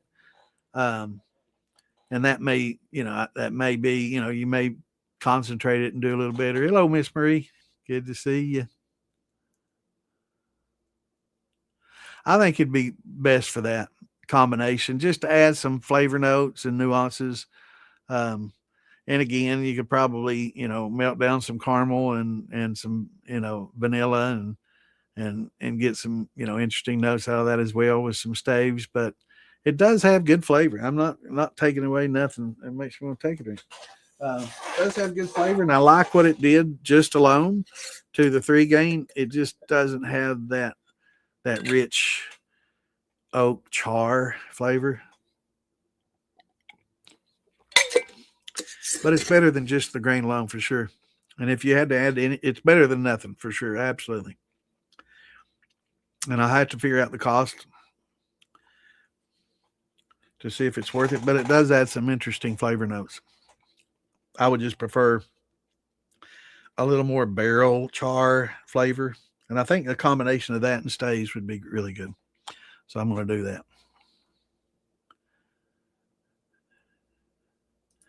Pike County, Kentucky now. Oh, we got Pike counties everywhere. There's Pike County, Ohio, too. Yeah. That's, what is that? I had a buddy that lived in there. He passed away, but I'm trying to think of what it was. Southeast Ohio.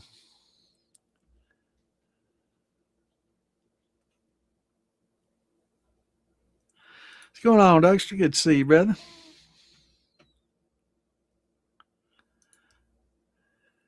I like Buffalo Trace. That's where my buddy gets his barrels from, and I like Buffalo Trace liquor. I'm not a picky drinker. I mean, I have my druthers. As far as top shelf, and bottom shelf for me is Evan Williams bottled in bond all day. It's I can buy 1.5s for $30. Great value, very cheap, excellent for the price, 100 proof.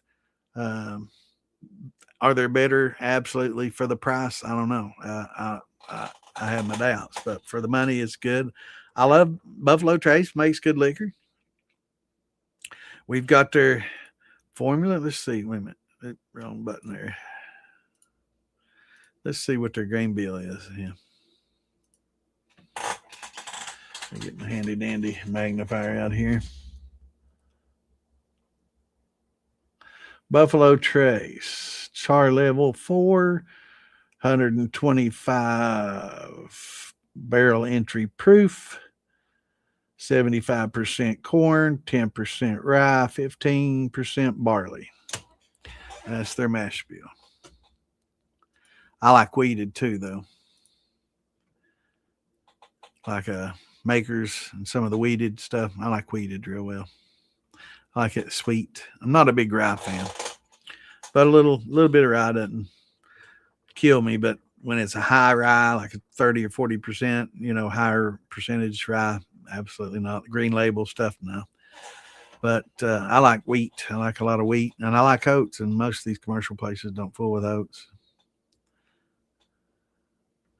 4 days, yeah. 3 to 5 days is a typical grain. Some of these distilleries, it's 3 days and done. And that's big, huge 1,000-gallon vats. 5,000-gallon vats done in 3 or 4 days. Yeah. And if you keep all your, keep everything right, all the temperatures, all your, variables in line and in check, it can happen quickly. And that's what they do. They want to be consistent. So consistency is as important as quality when you run, because people will drink it if they like it, right? And you want to continuously produce what they like. So as long as you can produce consistency, then the people that like it will like it. But if the consistency varies, well, it was good. The last bottle I drank was good. This bottle's shit, and if you get a lot of variances in bottles, that's not good for a commercial outfit. So it's as important to, have that consistency as it is quality, because people depend on it and they want that same taste every time they drink it.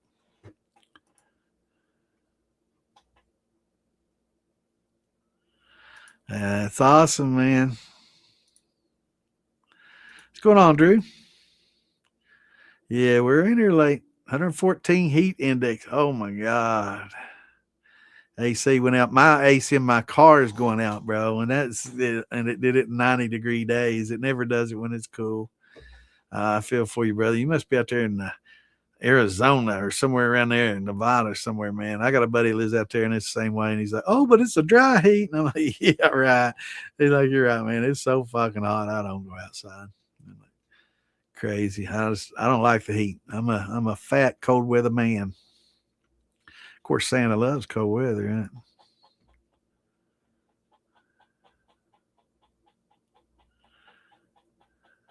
Oh, it's that apple brandy is really good. I got it. It's about 140 proof right off the tap, and it was good. I've had it now for a few months, so it started estrifying this, and then I oaked it up, and it's pretty damn good. Shots, everybody. What's going on, Owen?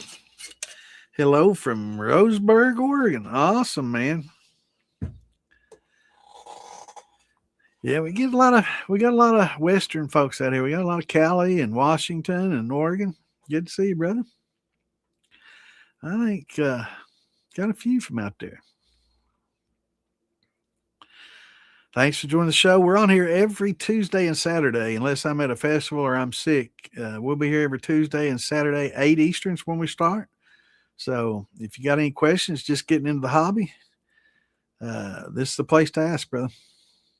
Okay, I got 40 pounds of apples. Want to make apple butter out of it to put in the thumper and infuser. Do I need to peel those and cut bad spots out? If you're using it for distillation and you're not going to eat any of it, nah, I wouldn't worry about the bad spots. Um, the peels can be bitter, so you can take those out. But I will say, 40 pounds of apples will make a little under 2 gallons of juice. So, when I talk to a lot of people, they're like, yeah, I'm going to juice all these apples and make a mash out of it. I'm like, how many gallons you plan on? Well, I got 100 pounds of apples, so I figure I'll make a 30 or 40 gallon. I'm like, no, that 100 pounds of apples will make about 4.5 maybe gallons of juice, about 20 to 22 pounds of apples per gallon. And that's pressed well. So they don't, but as an apple butter, yeah, you'll get good production out of it. But yeah, that'll work out great. Apple butter. A lot of people be like, "Oh man, don't waste that good apple butter." But also something to put into the infuser would be some concentrated juice without any water, just that pure straight concentrate. It's good and sweet and concentrated, and mix that with some apple butter for your infusion stuff, and it should work out pretty well for you. And if you want to add a little cinnamon to it, make some apple pie. And if you want to make it creamy, then your mash, you want to, add some oats to it, and that'll make it soft and give it a creamy, and then you can be an apple cobbler, right?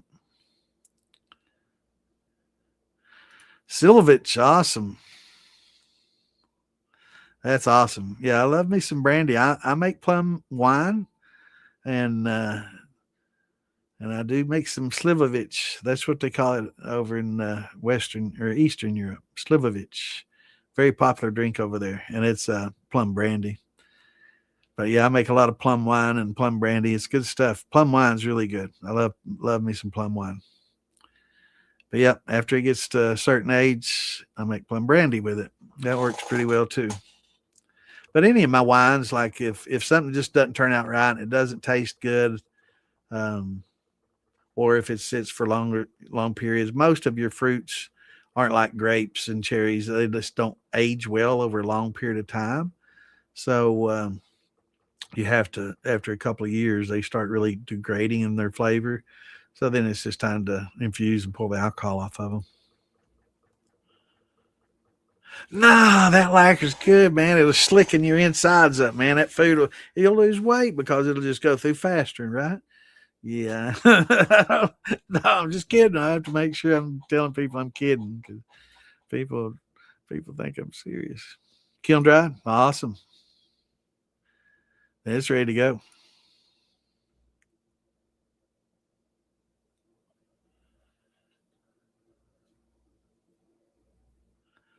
Awesome. Yeah, the dollar each isn't too bad. But here I can get a once used barrel, which is good. Once used barrels are good for two reasons. A, they don't really take all the char out, and B, that flavor of their bourbon kind of comes out into yours too, and it adds some flavor. It's cheating though, but I don't care. It adds some good flavors to it. Uh, but yeah, it's 35, and there's probably how many staves in a barrel? There's got to be at least 80, 90 staves in a barrel. I don't know. I have to ask him. I don't know if he's ever counted them. I'm trying to imagine it. Probably at least 50 or 60. Oh, I'm going to Google that shit. How many staves in a 53-gallon barrel?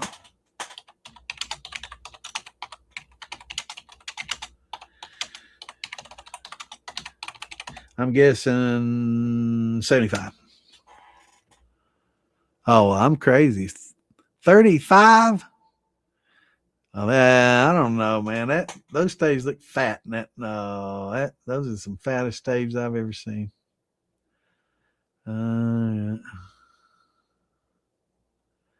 Stave width varies from 3 to 5 inches. I ain't never seen no 5-inch stave. I ain't listening to Google. They're full of shit. Have y'all ever seen a barrel stave 5 fucking inches? Now that's 5 inches, right? Oh, I've never seen no 5-inch stave. That's crazy. The shit you get off there, man. Apple brandy's good.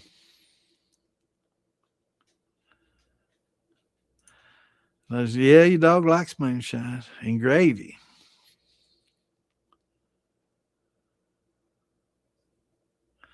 Yeah, he's a mountain dog. He's a hillbilly.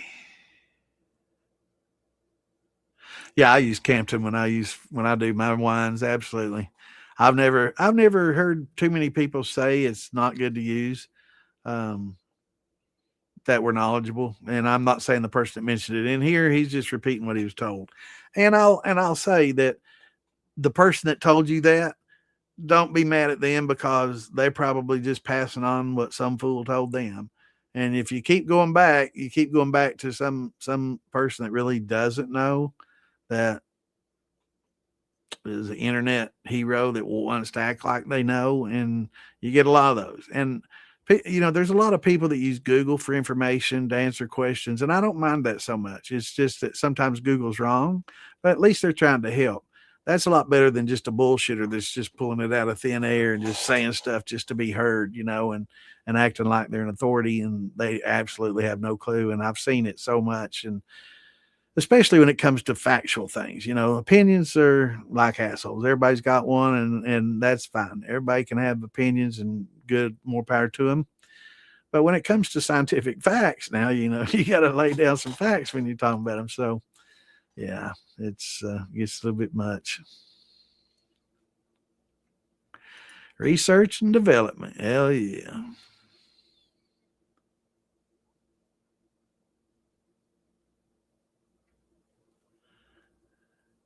Yeah, that's the way mine are. They're in series. Interesting. Yeah, I've seen some hot water on demand, the circulation pumps. My mom had one of those on hers. She had a one of those steam shower things that you can use too. Yeah, I got to figure out how I'm going to heat up this 9,000 watt element safely.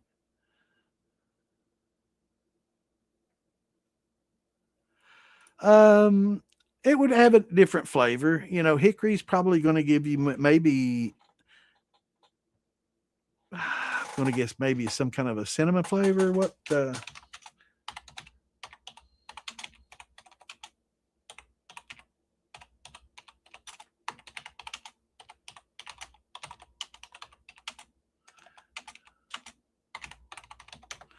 Let's see what kind of each wood gives you a different unique flavor. This is a bacon like smoke flavor with heavy, earthy, pungent undertones.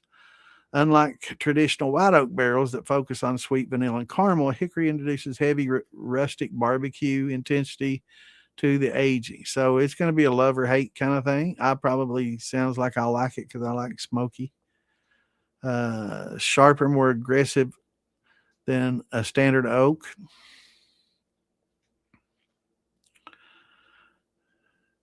The intense profile of hickory can easily overpower subtle or delicate notes. So it might take away some of those notes, and that may be why you don't see a lot of it being used.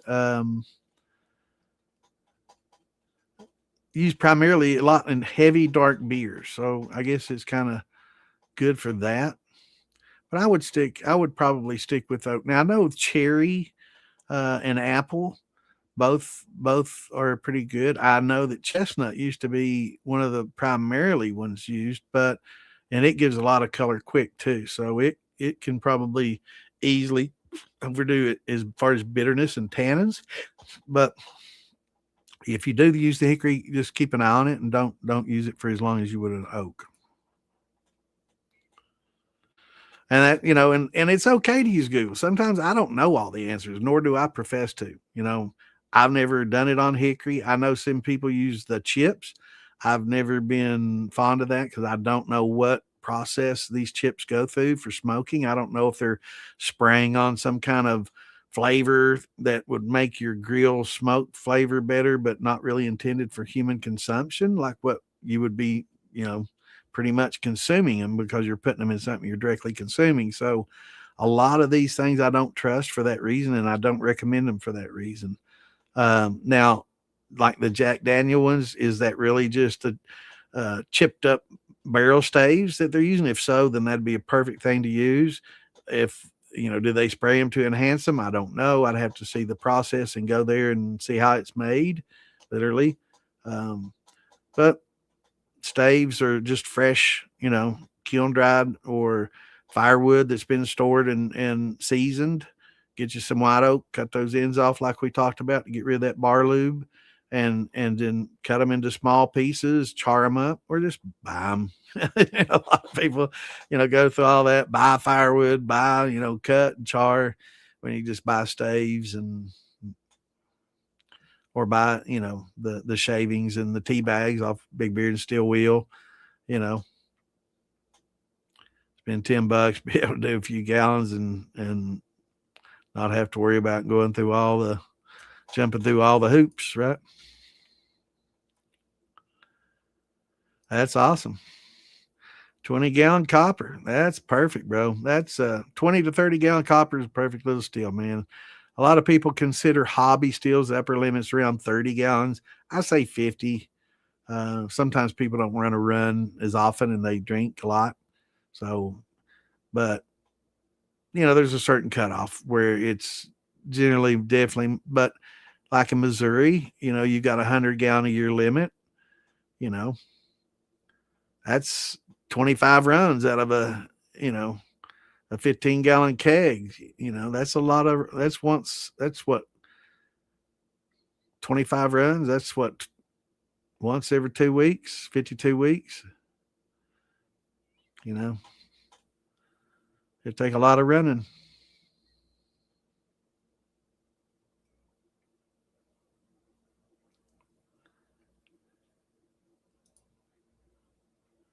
Yeah. That's what Phil did. Yep. Yeah. He did that recently. Yeah. The football's a good little setup, for the money. It's a slobber box. Yeah. I'm glad you missed it. I always called it a puke pot, but a lot of people called it a slobber box too. I just called it a puke pot because that's basically what it's catching the puke, and puke pot. That's like smearing, we used to call that blending before I knew there was a technical term for it.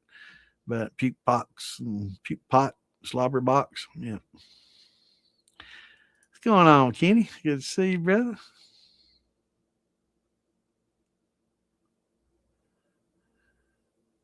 That's a good deal. And you can get the bulkhead fittings, right? And let me show those to people that don't know what I'm talking about.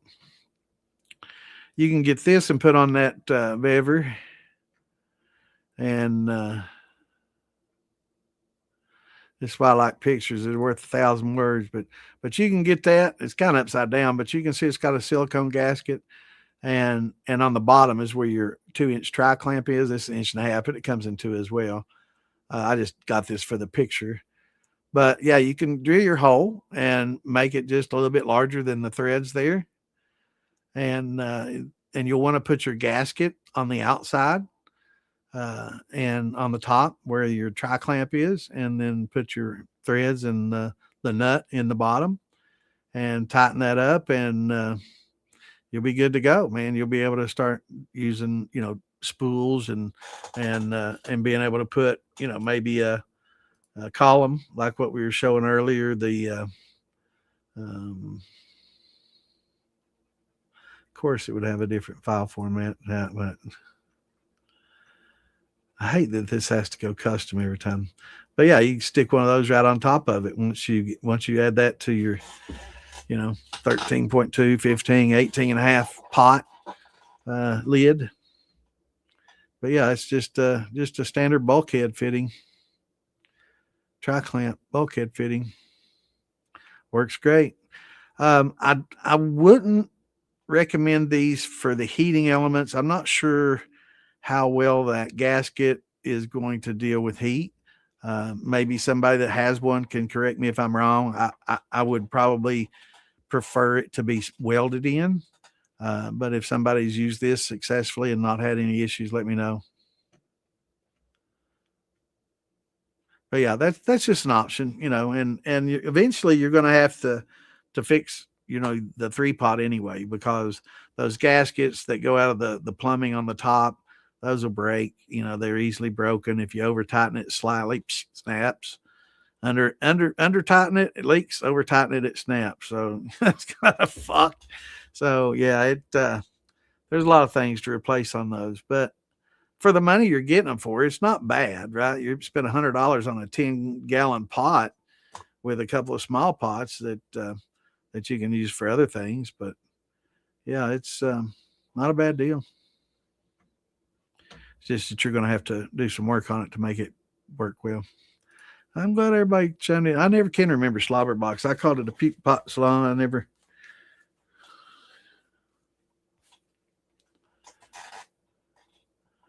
Yeah, yeah, and yeah, you can absolutely. If you want to upgrade. Now, I will say that these have some weight.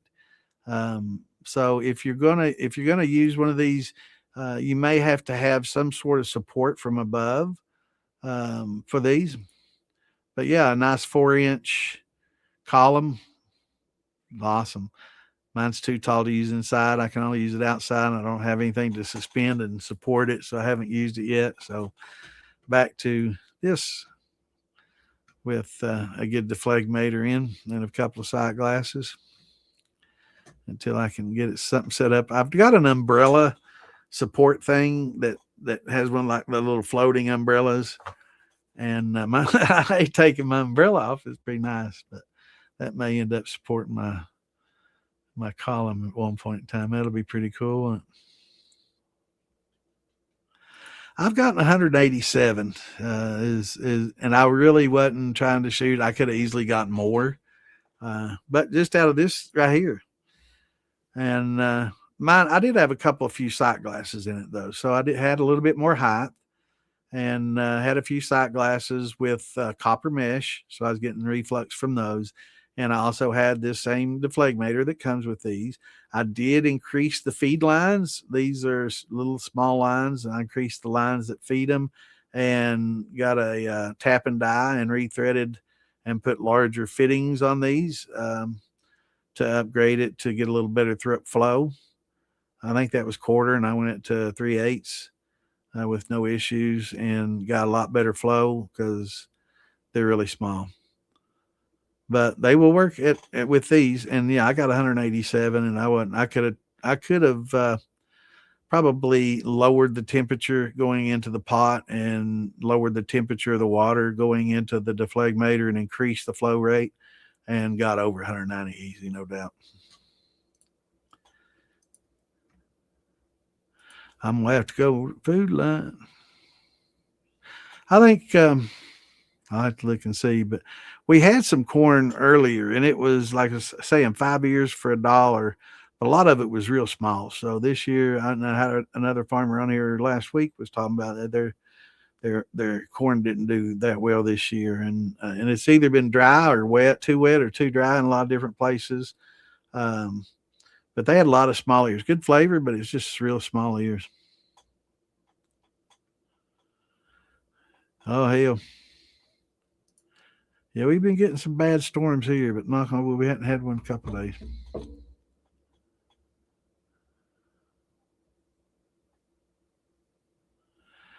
Yeah, it's a fun hobby. It's great. Making beer and wine is a lot of fun too. Especially the wine. I'm starting to drink a lot more wine than I ever drank. When I was young, I wasn't much on it. I drank it because the girls liked it. The Tickle Pink, Bones Farm, and all that shit.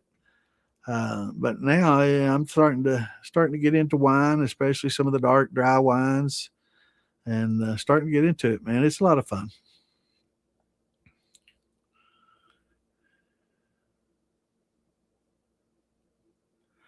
I love whiskey helmets. Whiskey helmets are great. You get that proper amount of reflux and keeps the proof, up there. And the flavor profile, so it doesn't get the proof too much, and it helps a lot of flavor. The helmet, if you notice, the lin arm comes out of the middle, and you have a lot of void at the top that allows a lot of that to reflux.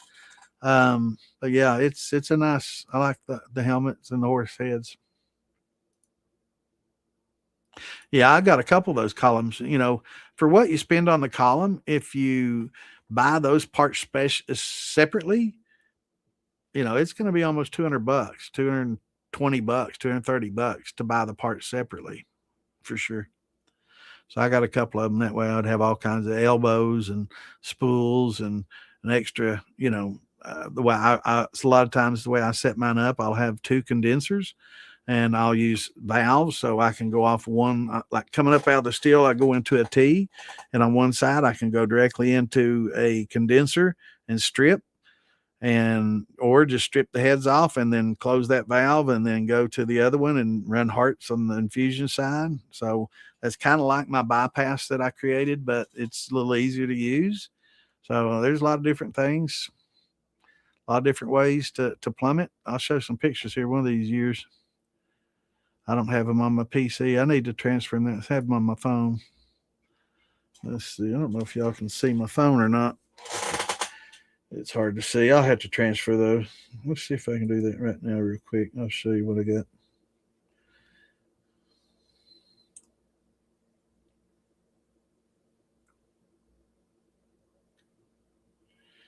Let's just scroll through me and pics. What?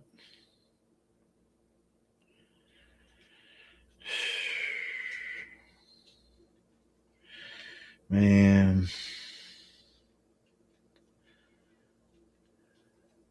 Yeah, it'd take me a while to scroll through all this. It's getting late. I don't want to have to go through me and pics. Let's see. I thought it'd be easier.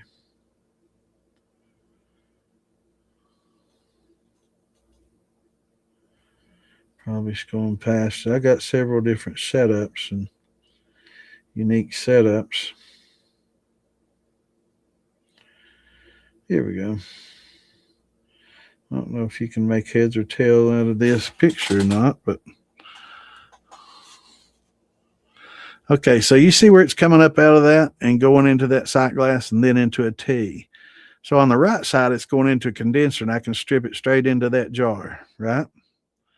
And on the left side, I can open up that valve and go through that pipe, and you'll see at the top it's open and I have a valve up there that I can infuse in. That's an inline infuser. So all that pipe is basically my infusion flavor chamber, and that's a condenser on the far left. So it looks better when you can see the picture in focus and enlarged. I'll try to put them on there so y'all can see it and explain some of the different setups that I do. But yeah, it's Weber. Yeah, it's 18 and a half.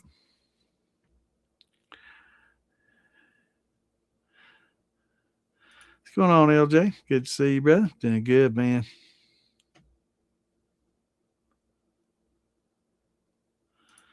Got a batch of pickles with corn yeast going. Interesting. So you fermenting the pickles as a.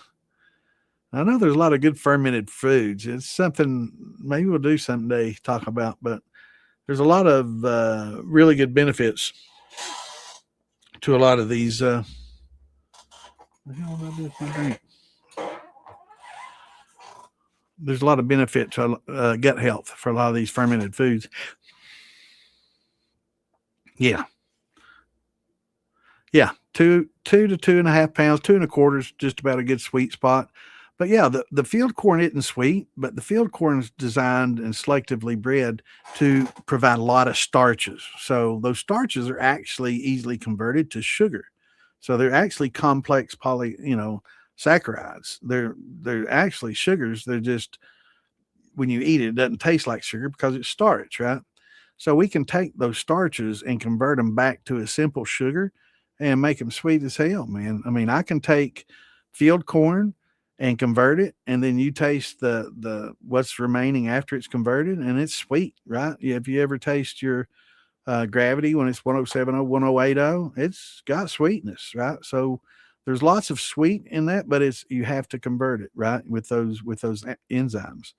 And yeah, it's cheaper to make sugar from corn than from cane, right? That's why when they create gasoline, they use corn. When they make ethanol, if it's cheaper and easier to use canes, they'd be growing sugar cane and making ethanol from that, which they do.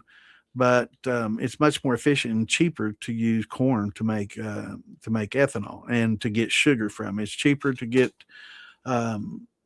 make sugar from corn than it is to buy a bag of sugar. Sure is.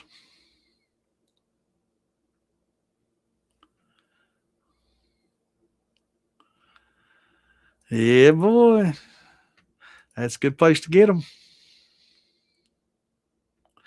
Best yeast, there's no best yeast, but it's an opinion thing. So it's different yeast. I think there's maybe probably might be a technically not a best yeast for anything, but there are yeasts that are definitely preferred for a lot of things, like a blue, like we talk about blue yeast for a tequila or a distiller max. Now we find out that it's good for tequila.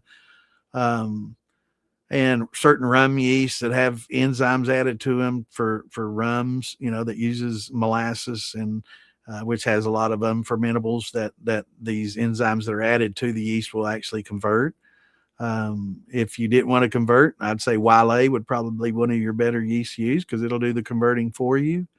But as far as like whiskey use, I would say most people that's used a lot of the Quebec yeast say it's best. And, if you want to determine best on how many people, out of 100 say this one, I would say probably the Quebec is going to rank highest if they've used it. So you're not going to get a lot of people say Quebec yeast is the best because not a lot of people have used it because it is kind of expensive. But those that have used it will swear by it. And you kind of have to go on what they say because most of them that use it are pretty have been at it a long time. And so you kind of got to take their word for it. So Quebec yeast for like a grain would probably be better. And then some people say, oh no, get old Fleischmann's, man. It's the best, because they like that taste. So it is kind of speculative. It's to what flavor you like. But if you were to blind taste test and try, I would say a good Quebec, would probably get more for a grain fermentation. And for a brandy, a lot of people say it's trash. It's not that great for that. And they would prefer maybe a wine yeast and a slower fermentation and lower temperature fermentation. So it's pretty speculative, and it would be definitely depending on what you were actually fermenting. So if it were sugar wash, who's going to use Quebec for that, right? But I would say there's a good yeast, good, better, and best for most all. EC 1118 is probably one of those that's not best at anything, but good or very good for most everything. So if you had to buy one yeast, I would say EC 1118 would probably be one of the ones that I would choose if I only could buy one to do everything. And I wanted to make wine, champagne, beer, and gin and vodka and whiskey and everything, I would probably go with an EC 1118 if I were only going to buy one. But yeah, it's going to definitely be based on what you want to ferment. What's going on, Scott? Good to see you, brother.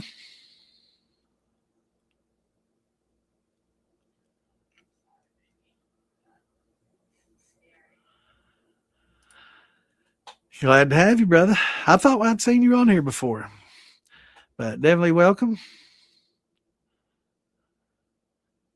CS, all right. I'll try to remember that.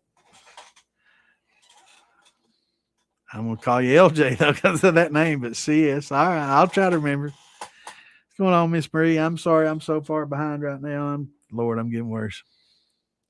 What's going on, O'Sheen? Good to see you, brother.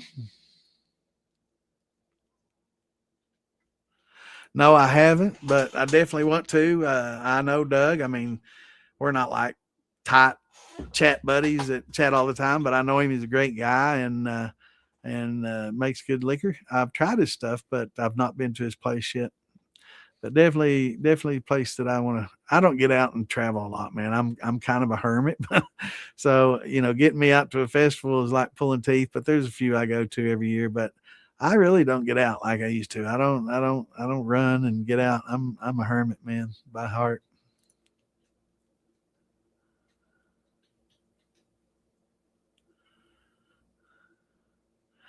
I know.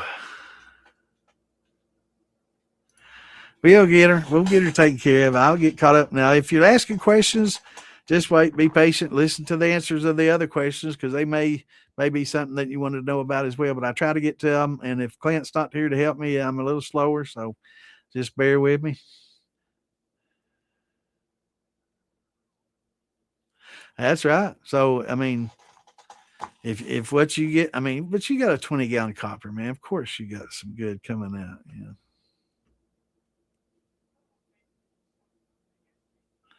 27 at fifth. Yeah, it's good stuff. Yeah, Buffalo Trace is good liquor. What's going on, Carl? Good to see you, brother.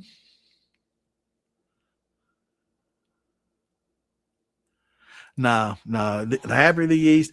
Now, I will say some people, some advanced distilling will put subtle and specific stresses on yeast to get unique esters and to create ester production for something that they're targeting that they want a high ester production for, which is basically more heads. Some people say, "Oh, why am I helping somebody do that?" Well, it's a technique to get more esters that esterify into flavors over a long period of time. These are people that age. We, as mostly shiners, we drink straight off the tap or within the first week or five. So we don't really ever get to experience esterification, like it's meant to. But yeah, some people try to stress the yeast specifically to get specific esters built up.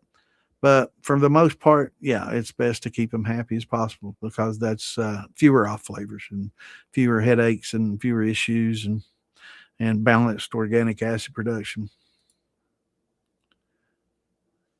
No, consistency is extremely difficult, and that's why you have to make it like a science laboratory. That's why when these grain trucks pull into these big distilleries, they'll go right into the middle of the truck and they'll pull out just 5 little grains of corn, and they'll test the moisture content in that. If those 5 grains of corn have more than a 16% moisture content, they send the whole truck off. Nope, refuse. So yeah, and you have to be very precise. Storing the wet corn, of course, is going to mold up on you before they can use it. It gets moldy and has to be a certain, dryness, or else they're not going to take it. But inside, temperatures are exact. pHs are held to exacting. It's a chemistry lab, right? And most of your bigger distilleries, it's all computerized. It's all done by computers, and you've got sensors, and anytime your pH gets low, it'll automatically kick in, something that opens up a valve that allows some citric acid water flow in, or some whatever they're using to increase the pH or decrease the pH will flow in, and it's more automated, right? And it's exacting. And that's what you have to get consistency. And that's why keeping, good charts, and of everything that you do, will definitely help you with that consistency. But make sure that when you label your charts, it's beer and wine and not whiskey and brandy, right? You don't want to be creating evidence against yourself, but throughout the fermentation process, all your notes for your beers and your wines, make notes of the temperatures, amounts, try to make exacting amounts and keep your temperatures as uniform as you can, and you can get some consistency, right? No, I'm close, but no, we're right next to Pike County, Ohio.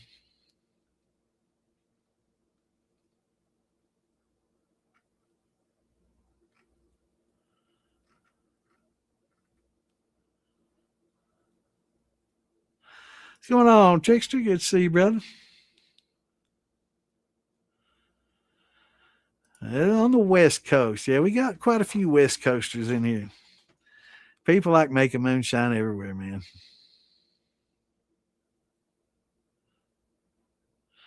Medium well.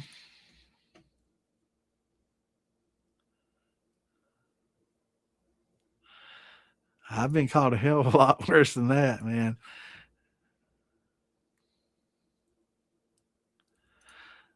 Wheat and malt barley. Malted wheat has a higher diastatic than barley malt. I love them both. They're great. I use a lot of wheat, and I use malted barley and malted wheat both. I malt my own wheat because I can't find it malted, and I find it cheap as dirt. And it's easy to malt. But yeah, I love me some wheat and barley, but I still when I do use it, I'm still using enzymes, even though that I'm using all that malt and generally have a high enough diastatic. But I will say using the liquid enzymes that we're using now, the high temp and the liquid glucose, enables us to use, like what we were talking about earlier, all the chocolate malts, all the Munich malts, all these different malts, that we were talking about earlier. Uh, yeah, that Charlton was talking about. That's who it was that had all those.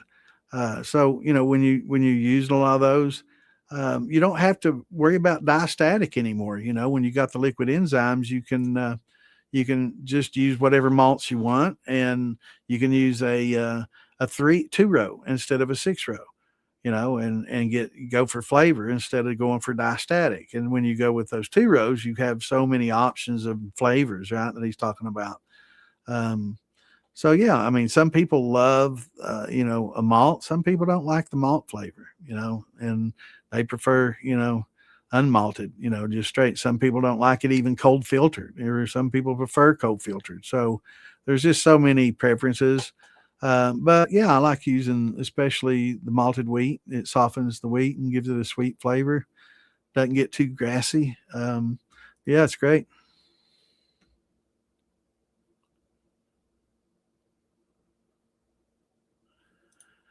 Cut and blend before aging. Yeah, absolutely.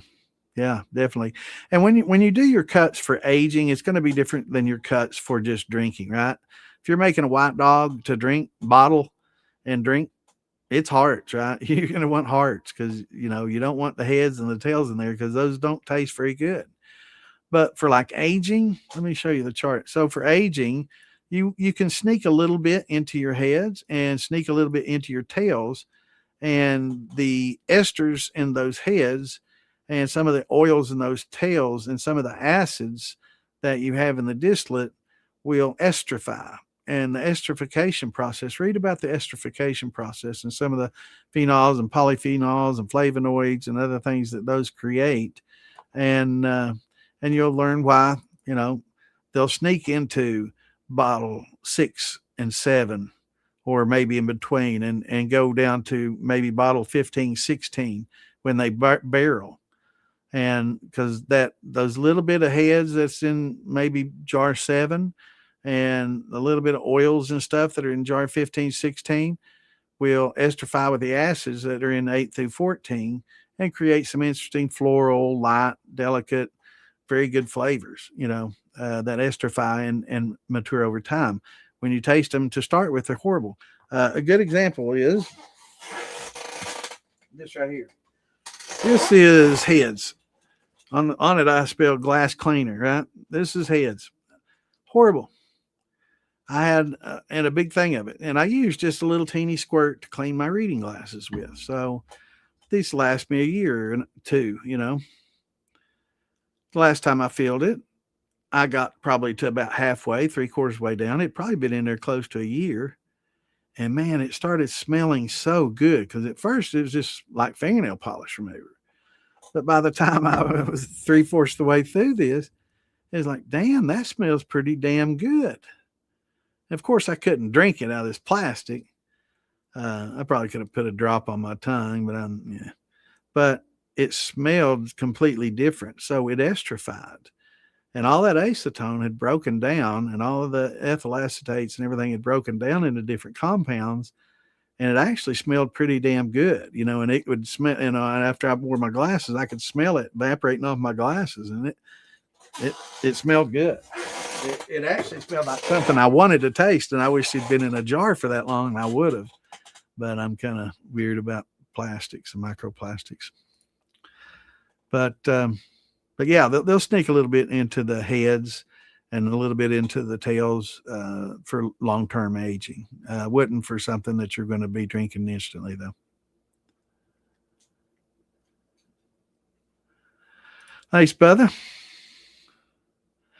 All right, buddy. Yeah, it's getting a little late. I'm probably late. You probably already gone. We'll see you next week, brother, or this weekend.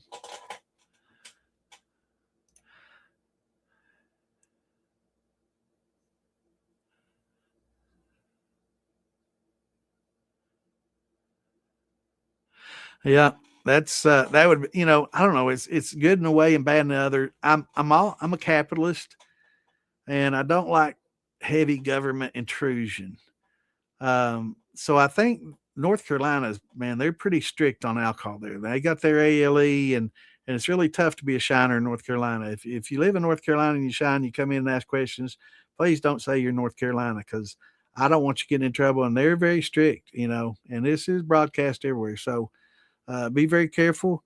But I don't like the government controlling and taking control and price fixing things like that. I mean, it's good if you can get pappies for $3, but at the same time, it really doesn't reward excellence. It doesn't, reward people that produce a better bottle versus somebody putting out a mediocre bottle. And I don't like that government control where, when you're a distiller and you run under that control, they buy all your liquor off of you, which is, I guess, kind of a good thing, but it's not when they set the prices and you've got a lot into making it. And it's like, well, I plan on selling it for more than that. Well, no, this is what you can charge. Yeah, I don't like that, right? I mean, I know that I just don't like it. So I don't know. It kind of, I don't know, it avoids monopolies, that's for sure. But I'm kind of mixed on it.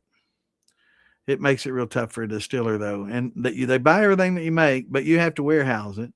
And if you sell anything individually, you have to report it and go through all this paperwork and pay them for what you sold of yours, right?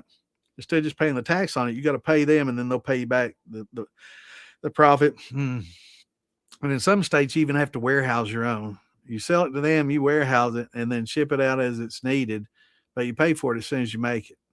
And it's just weird. Every state's different, and I think what we need to do is nationalize these rules and get rid of a lot of this state control, and create home hobby distilling, make that legal, and for legal distilling, probably make it less hoops to jump through and more safeguards and a little more transparency, so they can get taxed properly and not avoid taxes. They worry about that. But that was the whole premise of the home distilling at home thing. A lot of people think, oh, they just passed a law we can distill at home. No, yeah, that was for legal distillers. Legal distillers could not distill at home until now. And they said, oh, we can't tell them they're evading taxes and they're making more liquor than they say. And they're like, well, every home business could, Susie, bread maker could be selling more bread out of her house than we thought about. We don't know how many muffins she's actually selling. We have to kind of take her word for it, and it's going to be the same. So we can't make home business illegal, and so, they lost that case. But so now legally, you can legally distill from home if you have the permits, right? So, but yeah, but that'll be good to drink cheap. Enjoy that Buffalo Trace. So I like it. It's good liquor. But I have, I like a lot of different liquors, man. I mean, there's so many of them. And there's ones that I don't like, like most of the green label stuff I'm not real fond of, but I mean, I grew up drinking early times, so I can drink about anything. Kessler. So I can drink about anything. But I don't like a lot of the when I was younger, I didn't like a lot of the sour mashes, and I didn't like a lot of the high rye stuff.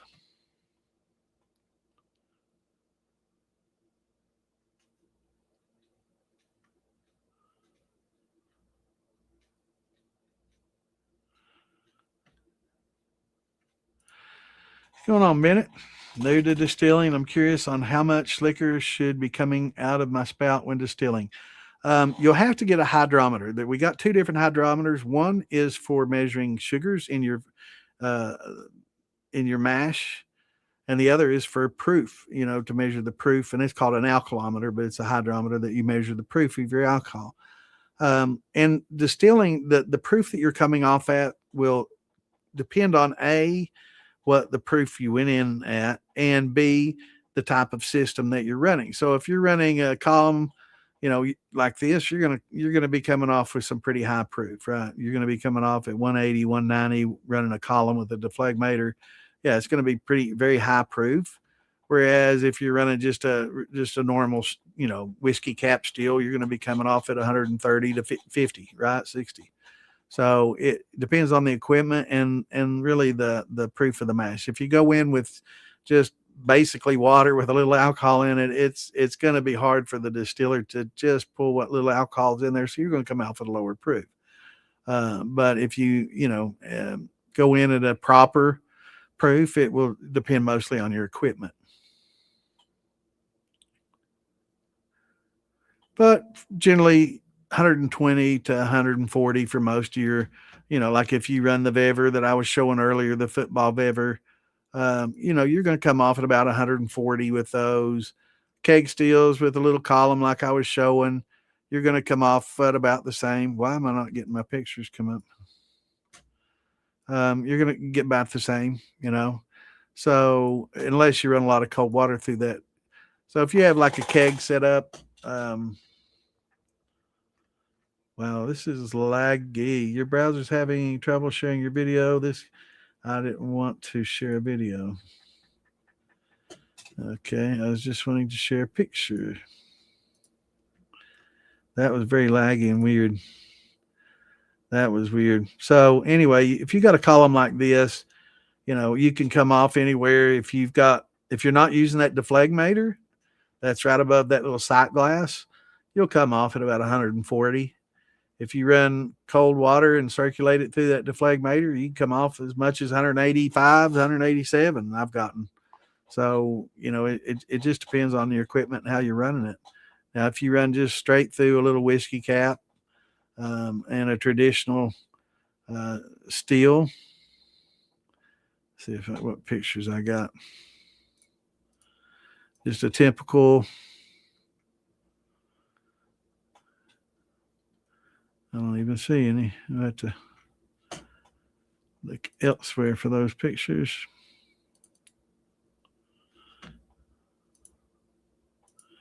But you see, just typical whiskey cap.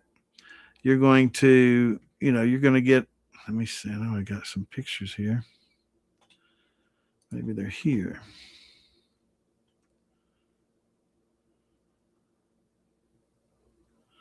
Yeah, I see a lot of these I need to move, but I don't see any. But anyway, with the traditional steel and the whiskey cap, I don't want to I'm getting lazy. It's getting late.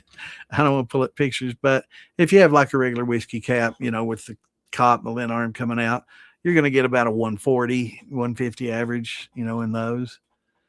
If it angles up, the lint arm angles up, it's going to be a little higher proof because you're going to get reflux back. If it angles down, you're going to get a little lower proof because it doesn't have that reflux. So again, depends on the equipment. But either way, you're going to need that alkalometer or a proofing hydrometer. That way, you can proof your alcohol, to 80 to 100, 110 proof, whatever you like. You definitely don't want to be drinking real high proof stuff. It's hard on your organs. Wow, Southern North Carolina. That's crazy, bro. That is hot, hot, hot. That's crazy hot. I thought you was talking about Arizona. I got a buddy lives in Arizona, and that's what they're getting out there, man. And I can't imagine the humidity you get North Carolina with that kind of heat. That's crazy. Man, that just makes me want to turn the damn fan on. I'm just getting hot thinking about it. Might be that liquor I'm drinking too. But it's about time for a shot of that brandy. We're about 10:30. Yeah, we're gonna have to wrap it up here soon. I'll try to get through all these questions before I do.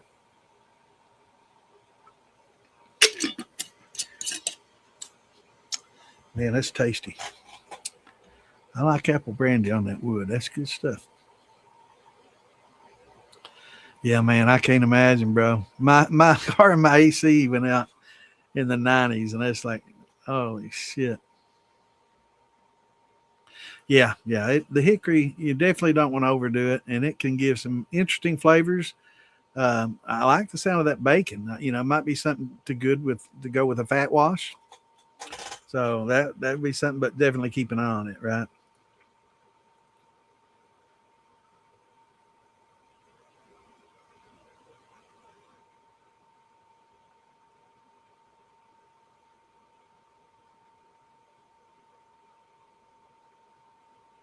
I heard about that, man. It's crazy. I heard that one day you could go to the store and buy, anything you wanted, and then the next day it was a huge felony for just a small amount. That's crazy.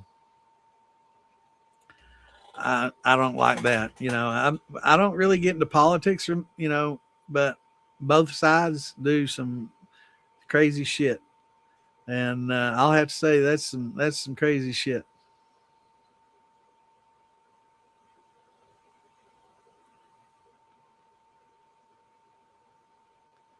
And you think it's all because a lot of the distillers got in? Because I do know that places where marijuana is legal, all of a sudden there's less need for a lot of pharmaceuticals and less need for alcohol. But I think that's also a trend amongst the young people too. I think they're just drinking less. A lot of distilleries, are starting to, cut back way back on production and stuff because of the changing taste. A lot of the young people that are still drinking, they like basically a vodka with lots of flavors. So they like a clean, no flavored alcohol with lots of fruity flavors and lots of other flavors on top of it. I'm not saying it's right or wrong. If that's what you like, you like. But that's what a lot of them like these uh, carbonated beverages, spritzers, and carbonated beverages with you know fruit juices and vodkas in it and things like that. So that's kind of where the trend is going. And who knows? Eventually they'll mature and start liking a good bourbon again. I definitely think collector bourbons will kind of lower in value for a while, but I think lowering value for a while, a lot of people will sell off, and then a lot of this trend will go away, and people will go back to collecting bourbons, and a lot of these collectible bottles will be even more rare as a result. That's just my opinion, but that might take 20 or 30 years. I won't be around when that happens, but I definitely don't see bourbon and whiskey ever being just not hardly drink it off because it's so fucking good. I like it, man. Vodka's fine for orange juice and Bloody Marys and things like that, but I've always had a softness for corn liquor and whiskey and bourbon.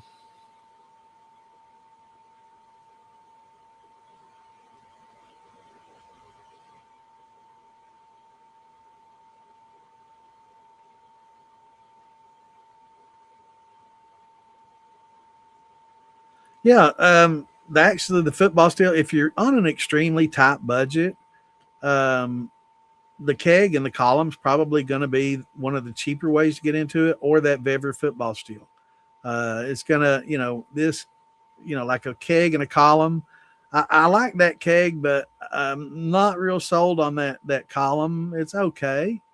I'm sure it's fine. That's more of a Liebig type than a shotgun type condenser, whereas this has a shotgun type condenser and it's a lot more efficient and probably a little bit larger than the size of that on that keg. But that right there sitting on top of a $35 keg, and those are about $150. So for less than $200, you can be producing some alcohol anywhere from 140 proof to 180 plus proof, right? 187 plus. So you can pretty much make any proof you want. And if you do put it on top of that Vever, you can use that football as a whiskey cap and brandy cap, and put your copper inside of it, and then if you want to, you can put this column on top of it and do that. So both of them are very versatile. I have both, and I probably use the Vever more because a Vever is something that you can sit on a flat top and cook, and I use my stove a lot because it's the constant heat. Again, don't use a stove that has variable heat because it won't work well at all. It'll work, but it'll be really hard and next to impossible to make good cuts like that. So, um, but yeah, it's this little football Vever type. What the hell? What? How did that happen? I tried to add a picture and it took mine down. That's just crazy. That's crazy. That's even crazier. All right, we're back. Wow. Let me try to remove one of these, and now let's see if I can add that. It's not letting me add and remove. That's crazy. There we go. It was underneath it. Wow.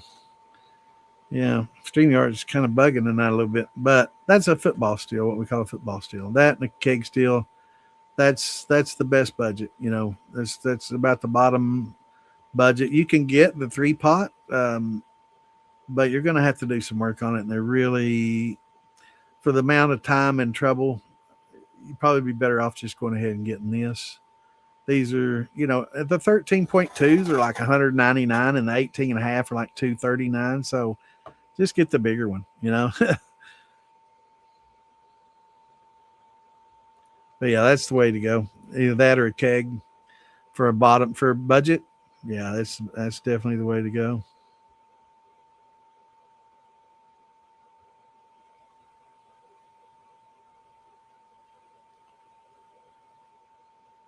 I don't know if there's some kind of organic acid. You know, I was thinking of the same some kind of acid that will eat up all organic matter but not affect copper. Um, I don't know. It's a good question. Um, I would probably would have. I don't know. I probably might have done the same thing, really. But Scotch Brighten it and trying to chisel it all off and clean it up. Maybe just cut the bottom out, but it was caked around the bottom edge too. Maybe go up an inch or two. But yeah, it's that was an easy fix, quick, easy way, you know, than spend time and money. And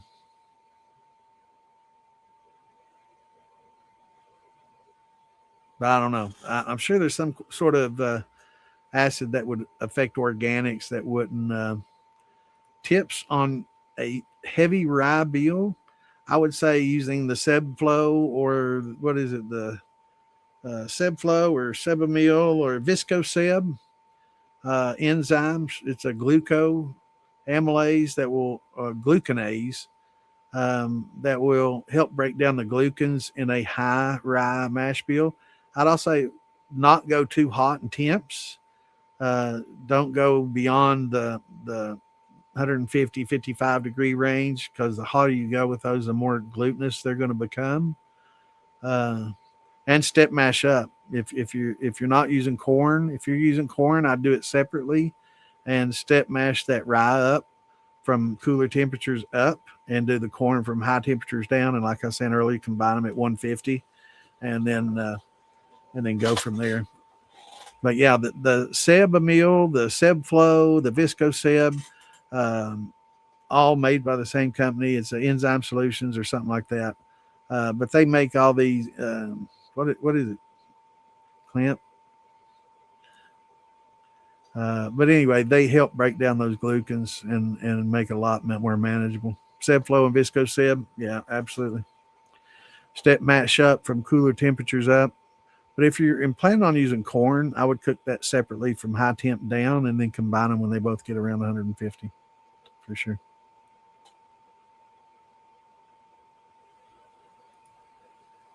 Well, I mean, you can get like I say, the keg's pretty cheap, but yeah, it's not real cheap. You know, it's of course unless you find a fraternity, you know, leaves it laying out in the field after they have a party, you know, you can find that for free. But yeah, about 150 bucks for the column, and you can be in for around 200.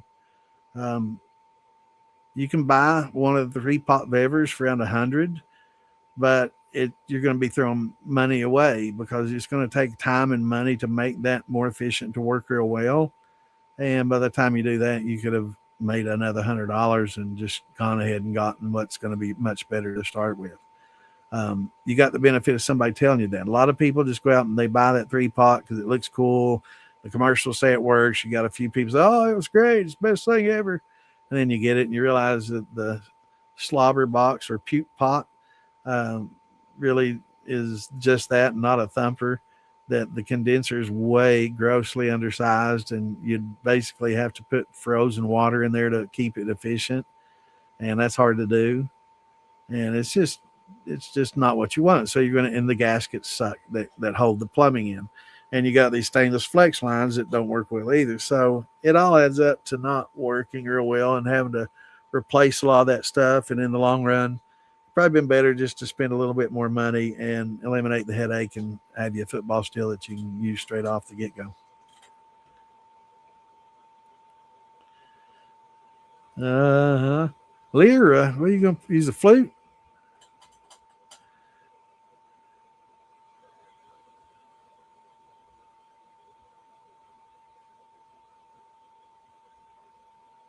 Yeah, I gotta get my electric cut up.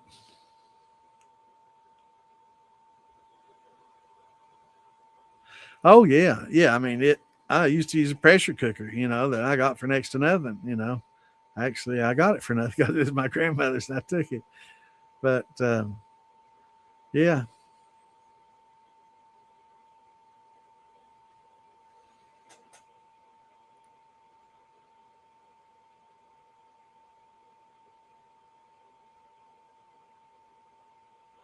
yeah, and that's absolutely what you want to do because you'll definitely save money in the long run. You won't make the same mistake that.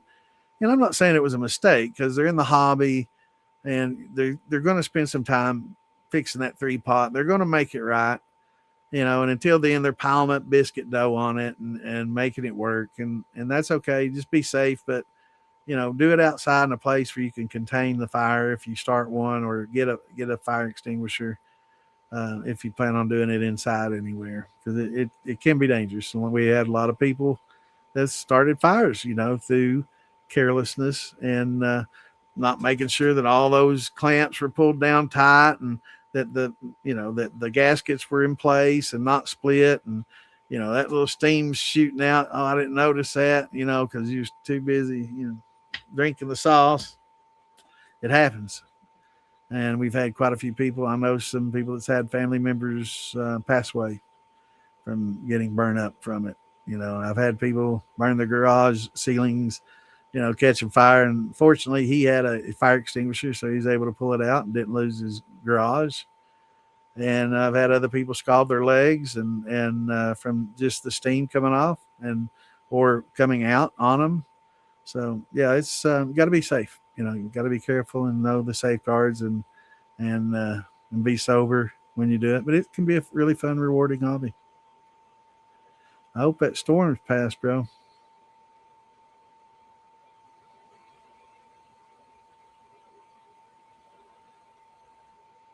Yeah, a lot of people chase the proof. That's one of the biggest mistakes you can make, unless you're making vodka. And then, of course, for it to be technically a vodka, it has to get 190 plus proof. But other than that, chasing the proof just so you can piss the farthest and brag, oh, I got 187, I got 192. you know, Unless you're making a vodka, that's really not a bragging right, right? So once you get past that, you'll realize that, coming off that tap at 140, is fine, and proofing it down to about 110 to 25 or 30 to barrel entry is fine, and a lot of your, brandies, little attenuation sometimes can be better than low proof. Low proof, a lot of times flavors get muddied, and a lot of times if you run it a few times and on that third run, you're coming off at 130 or 40, it's very light and delicate as opposed to a first run 40, right? So there's a lot to learn, and a lot learning by running. You can come on here and I can talk till I'm blue in the face, but once you start getting experience, you'll see what I've talked about, and you'll learn quite a few things on your own as you go, and that's the best. That's the best teacher is experience. Yeah, yeah. See, I originally designed a bypass for the thumper system ages ago, and everybody's using it now. But there's other ways of doing it, and if you got a couple of condensers, you can run the T and go one side condensed strip.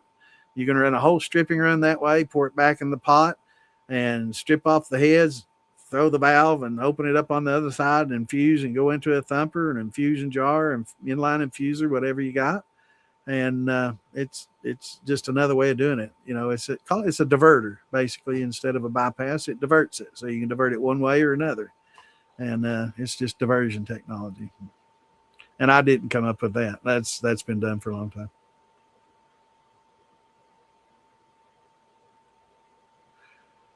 I don't know if I would use that for a heating element. That's what I was asking, Frank. If you've got one, if you've got a bulkhead fitting with a silicone gasket like that, and you've done it, let me know. Oh, you have? You've used it with the bulkhead fitting with the element? Good to know.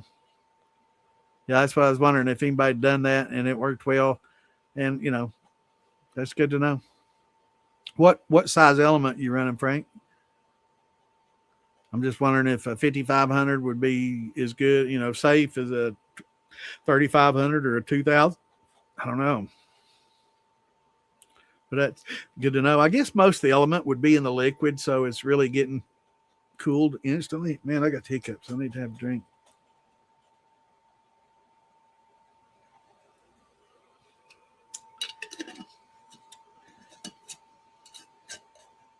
Almost 11 though. I'm going to have to get off here. So let me scroll on through these. How much oats? I usually use about 5 to 10%. It's not a major portion of my grain bill. It's usually a couple few handfuls. So probably not even that.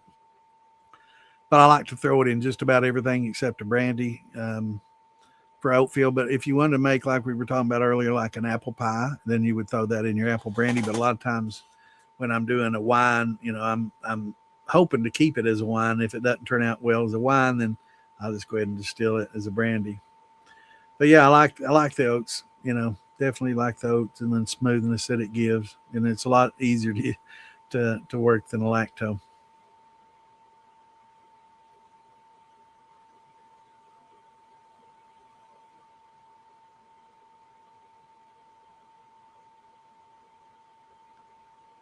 Beaver pot. Yeah, he's got him one of them beavers. He's using that auto correct too, ain't he?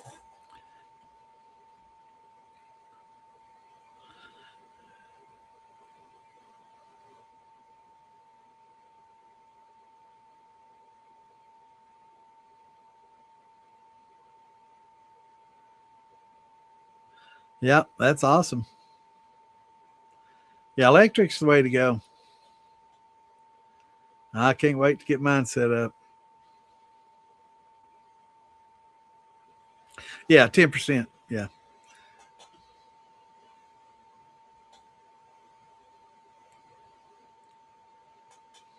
Yeah, I've had a lot of people say the same, and really boil water with. That's why I got a 9,000 watt element.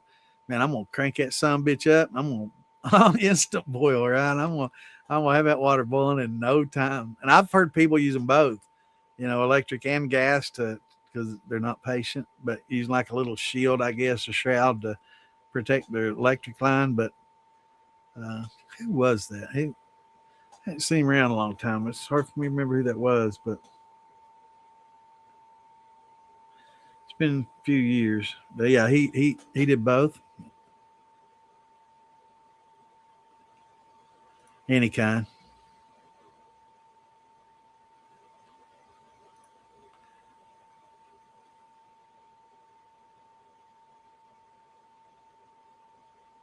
Yeah, I will say the malted. I agree. Yeah, the malt, any kind, but malted will definitely give you a little bit different. What's going on, Stevie? Good to see you, brother. Man, I appreciate you offering up that oxygen setup for Shadow. Oh yeah, definitely. Since the word's out, um, our buddy Shadow, he comes on here a lot. He's been with the community and the family for a long, long time. He has twin sons. One of his sons has a Pompe disease, and it's a disease. It's not like diabetes, but it is a disease where you have trouble dealing with the glycogen in your body, and your body can't produce the enzymes needed to metabolize it, and it's a very rare thing. And his son's not doing well, so let's keep him and his family and his son in our prayers.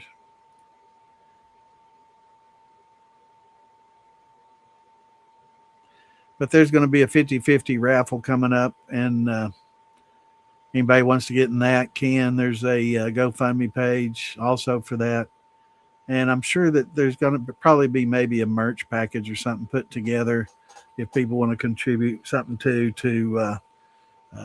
for people to buy tickets or maybe even have a silent auction or something like that. I'm sure we're going to get something like that going. Yeah, it's tough, and it's basically the hospitals. Most of them don't know what to do. I think Cleveland Clinic, Cincinnati, a few clinics are studying it that may be able to help him, but it's not going to be cheap. Thank you, Derek. Appreciate it, brother. Yeah, Shadow Mark. Yep. The other Mark Morgan. The Shadow. Great guy, man. He's been with us for a long time. And he comes in here from time to time. He may be listening now. Hope he is. Prayers to you, brother. What's going on, Brian?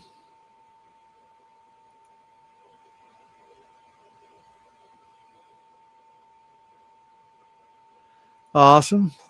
Yeah, Doug's a great guy, man. He's chill as hell. He's a good guy. I'm definitely going to make it over there one day, and I'll let everybody know when I do. Are you out here, Owen? All right, brother. For those that just joined us tonight, we're on there every Tuesday and Saturday, 8 Eastern. Sometimes we'll go to 10, 11 o'clock, but generally we go from 8 to 10. But we most often run over because I get long winded and Clint ain't here to help me, and I just sit here and ramble on till wee hours of the morning, if you let me. Nah, White Lightning is White Lightning. Corn moonshine. Well, I'll say moonshine can be anything. It can be just a sugar shine. It can be made from molasses, sugar cane. There's so many things that moonshine is technically an untaxed liquor. Um, so it'll have many sources of many types. Traditionally, it's been corn liquor. So a lot of people associate moonshine and corn liquor as being the same, but technically, moonshine's anything that you make at home that's not taxed, right? Uh, so it can be a moonshine gin, a moonshine vodka, moonshine tequila, moonshine whiskey, whatever. But traditionally, it's been a corn whiskey, corn liquor.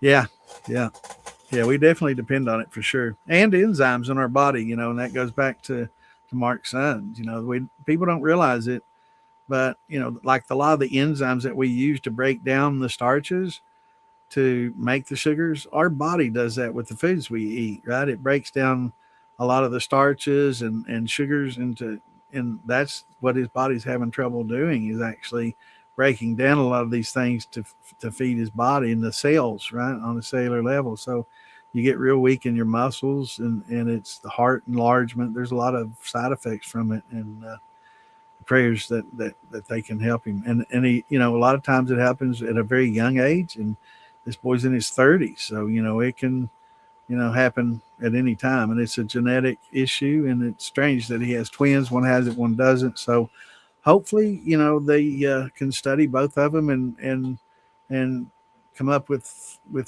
some kind of cure or something based on based on that. But yeah, let's keep them in our prayers for sure.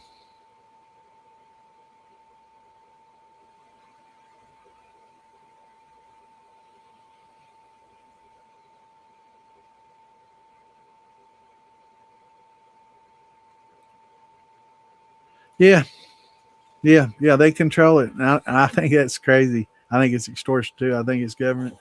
It's the government overstepping its bounds by far. Our forefathers would have been like, "Oh, you got to be kidding me, man! That's just no way. Way overstepping their bounds."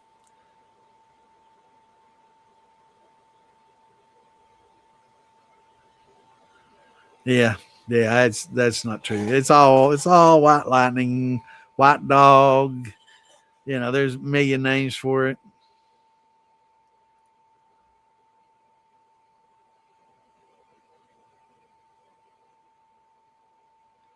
Yeah, yeah, it has to go through them.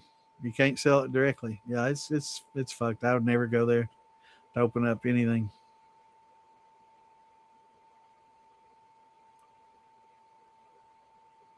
Oh yeah, peaches and fruits and things. You want them to take their time though.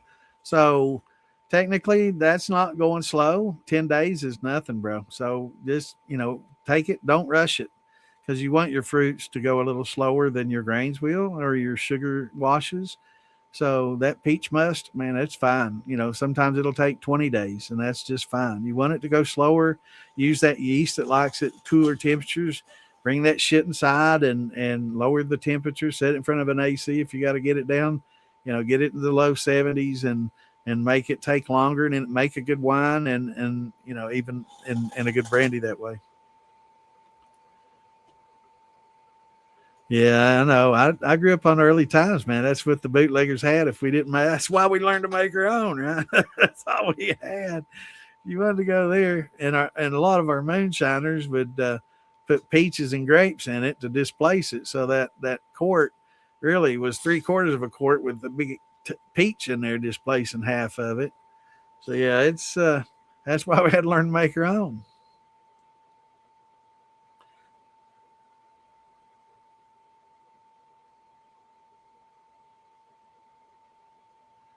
That's a fact. Yep. Yeah, sugar was really expensive. And back then, when they made liquor, it was a lot longer, more arduous process of cooking the malted corns and stuff. Yeah, and the malted grains. It was a lot different. It was a lot more difficult. Yes, yeah. To make a corn mash, you want to gelatinize your corn. So I'll start from the very beginning. I'll do it pretty quick, Eric. But here's what you do: you take your corn, you grind it up into a coarse meal. You heat water up to 210, almost rolling boil, and you'll want about 1 gallon of water for every 2.25 pounds of grain corn that you've got. So you'll take 7/8 of your water, put it into a cooler, pour your rolling boil, pour your corn in there and stir the shit out of it. Okay. And you'll have another eighth of water out retaining, boiling. And over the next 90 minutes, you'll add little bits of that to keep the temperature above 185 degrees. Once you do that, your corn is gelatinized. You let it cool. And then when it cools to around 140 or 120 or 100 degrees, depending on what glucoamylase you have, liquid glucose. It'll say on the label what temp to add it. Then you add that glucoamylase, and then you let it cool on down. Then you can throw in, if you want to, while it's at 150 degrees. If you want to soak, throw a handful or two of bran flakes crushed up in there for a little extra nutrients. Wouldn't hurt a thing. It'll give you a little good flavor. A little flaked wheat in there doesn't hurt. It'll give you a little extra, nutrients for the yeast. But once it cools down, then you can, add your yeast or your yeast and nutrient, and then you'll be good to go. I did say proof that water down that you're boiling to around 5.3, or not proof it down, but pH it down to around 5.3 while you're boiling it, and that'll help in your conversion. But that's just in a nutshell how quick and easy it is to do. Um, but to master, it take a lot more time. But yeah, you definitely want to cook your corn, gelatinize that corn, add your high temp amylase at 185 after you cook it for 90 minutes, or steep it at 185 plus for 90 minutes. That's why you want to start with it boiling, because it's going to cool off as time goes. So if you can get a rolling boil, that's better. But let that happen, and it'll be a lot better than using corn and sugar.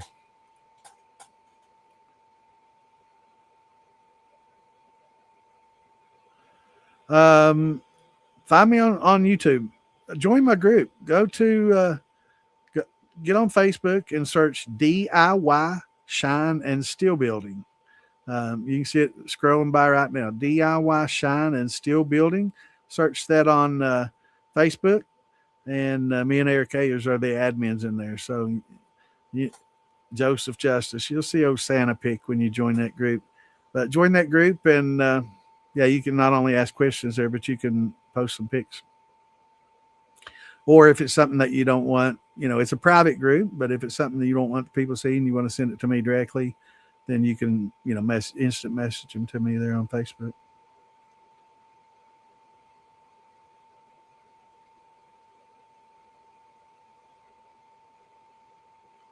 Is that what happened? That's crazy, man. I hate that. But yeah, they got crazy. Yeah, even if they didn't, those cooling coils are nowhere. The condensers are nowhere near big enough. Man, it's just so small.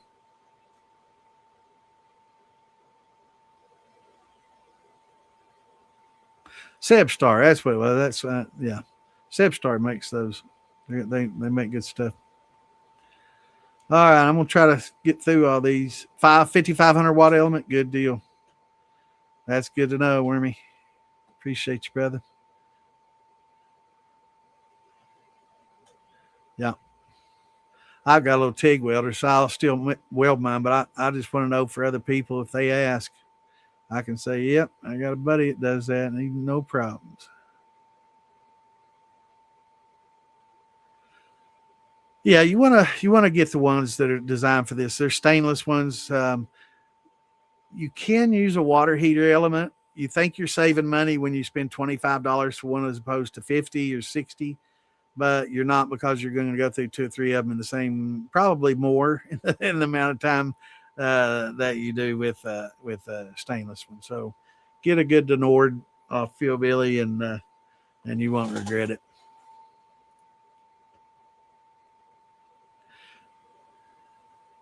Thank you, Derek. Appreciate you, brother. Thanks for tuning in.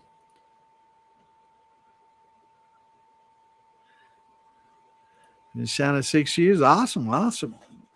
It's good to have some advanced guys in here, intermediates, beginners. I like it all, bro. We can all learn, and I learn every time I have to get on Google and look for something. Sometimes people ask questions like the hickory. I've not used hickory. I've heard people talk about it, but I've never really just delved into it. So this is a learning experience for everybody. You never get too old. You never can know it all. And those that profess to know it all, they don't know shit. They're just talking.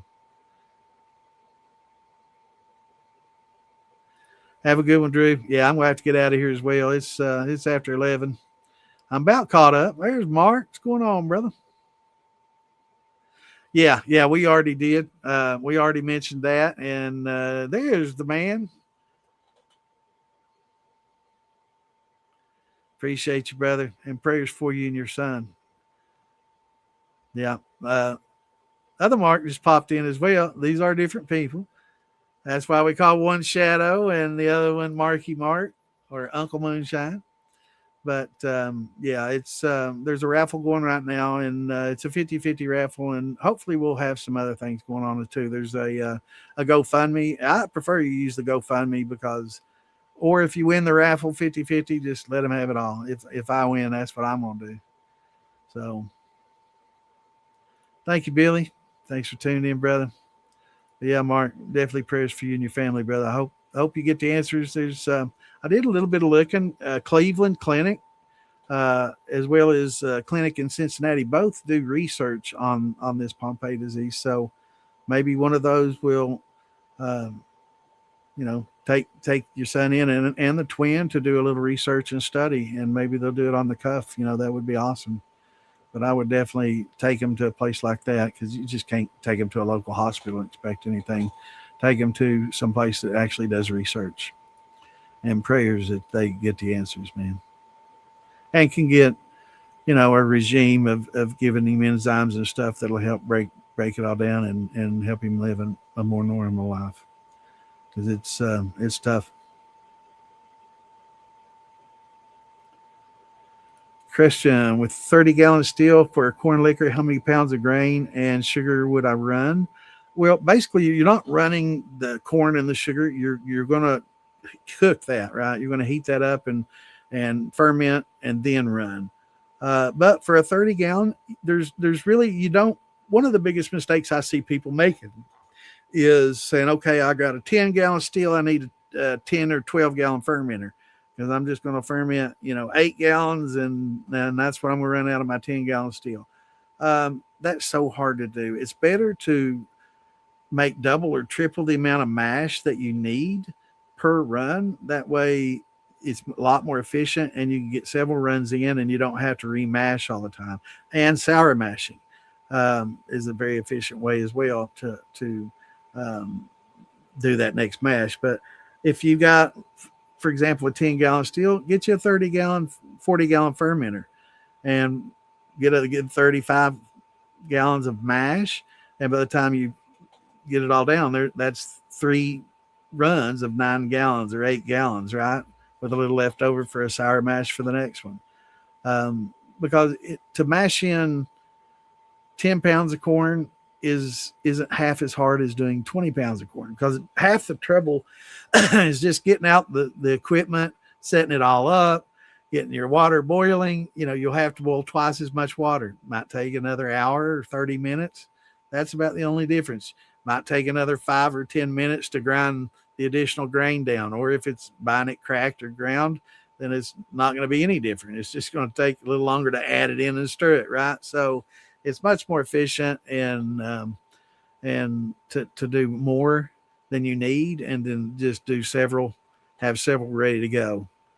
But to answer your question, for a 30-gallon still, you would want to probably have a 40-gallon fermenter, and you'll probably want to ferment about 35, 36 gallons to that line in that. You're going to give a little room for the cap, unless it's, of course, bananas or something that goes crazy and has a huge cap, which you'll need a double. And then that way you'll be able to run. If it's a 30-gallon still, now there's also two different types of 30-gallon stills. There's a 30-gallon still to the top edge, and then there's a 30-gallon still to the bottom of the cape that's actually you can run 30. So some are say 30, but it's actually you can run 27 in them because they measure it to the very tippy top, and that's not the way you're supposed to measure it. Or there's the proper way to measure it to the bottom of the cape if it's a copper steel with a cape, and that's 30 there. Then that's the proper measurement. You can put 30 in it and distill 30, right? So that you got to determine too. Does it really hold 30 to the brim, or is it 30 plus plenty of airspace, right? That's going to give you that proper airspace for foaming. Go boil some water and look at how much just boiling water foams. You can imagine what a beer is going to do in a still, right? So you definitely need that airspace above it to allow the foaming, and have a little bit. A lot of times in that big whiskey cap, a lot of times you'll get some foam getting up into that, and that's why a nice big cap is handy, because it can handle a little foaming without puking, right? But to answer your question, how much grain, sugar, hopefully you're not going to need any sugar because you're going to convert that grain. But if you want to do a thin mash like I did forever, you'll use 1 pound of grain, 1.5 pounds of sugar, and 1 gallon of water. So if that's 30 gallons of water, that's going to be 45 pounds of sugar and 30 pounds of cornmeal. Okay.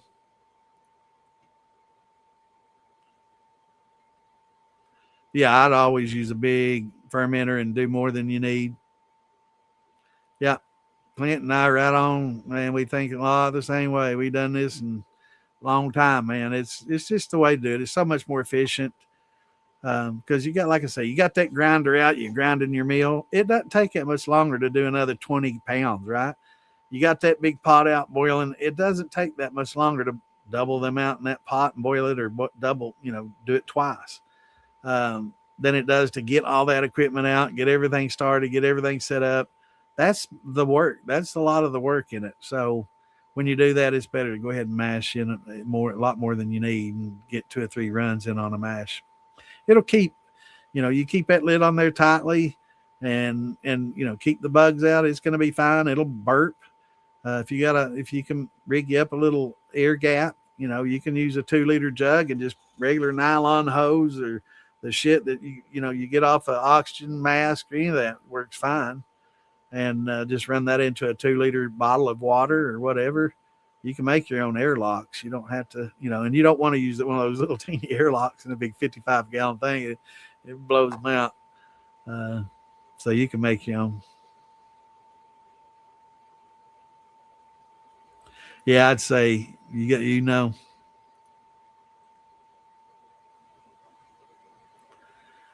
So let's see, what did he say?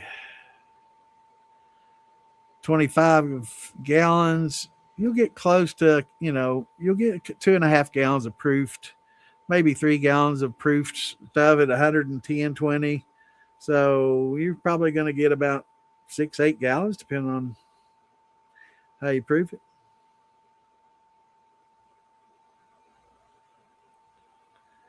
Yeah, that's what most people do. I was talking to the guy earlier. It's okay to start that way, though.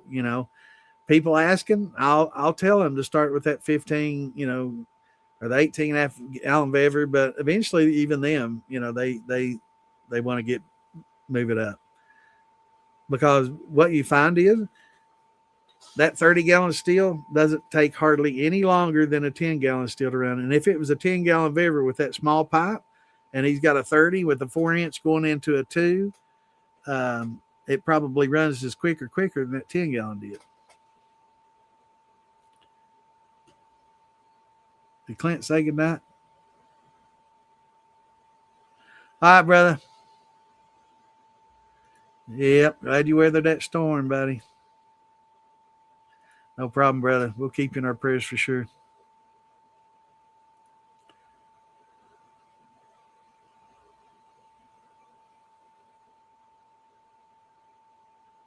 Yeah, about 5.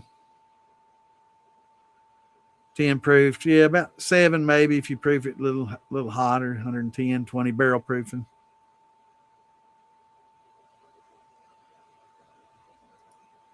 Right, and that's not the hearts.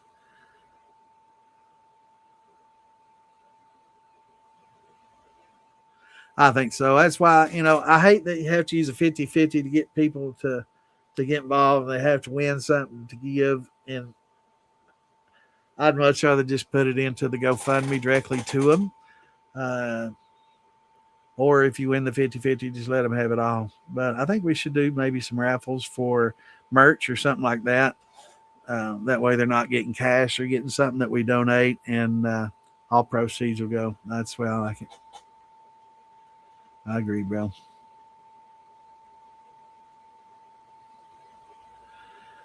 Love you, brother. Stay safe, man. Take care of your boy.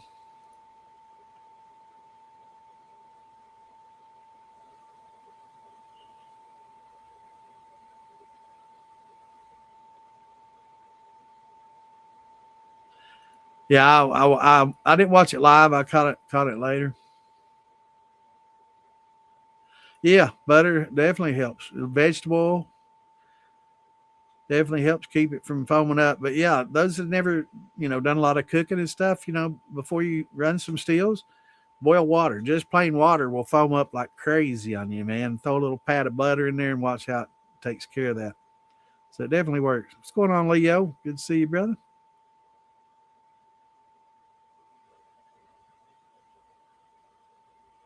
Yeah, yeah, yeah.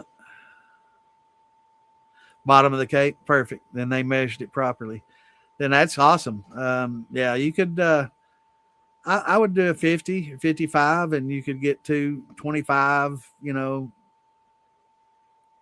know if you get They make a 60 drum. It's not like an oil drum. It's used for storage for pharmaceuticals and stuff, and it's got like a strap on it. And I think they got like 72s as well. Get on Facebook Marketplace. A lot of these places that use them for drug industry can only use them once, and then these people just buy them and sell them. I got my drums for like $20 a piece for 42s, and I can't remember what sizes they are, 30 something and 42s, and they were used for medicines as well. But they got the clamp on the top, and you can store grains in them outside for long periods of time, and they're fine. They're airtight, so they've got a nice seal on them. Make sure you don't have the seal broken or cracked. So it's dead air in there, man. I mean, as long as they're good and dry going in, and you keep them in a shady place, you can store grains over for a year in it, right? And it's good to get your grain in the fall. Put it in those, let it sit outside in the winter, let it freeze, and it'll kill every larvae, every bug in that, if there's any in that corn, and you won't have to worry about it the next spring. You won't have any bugs.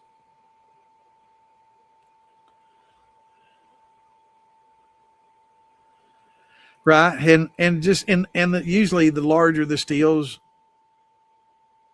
proportionally larger outputs right at the top.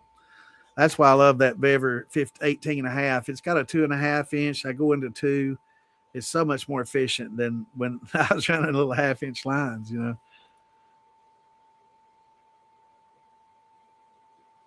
Come on, Saul. Good evening, brother.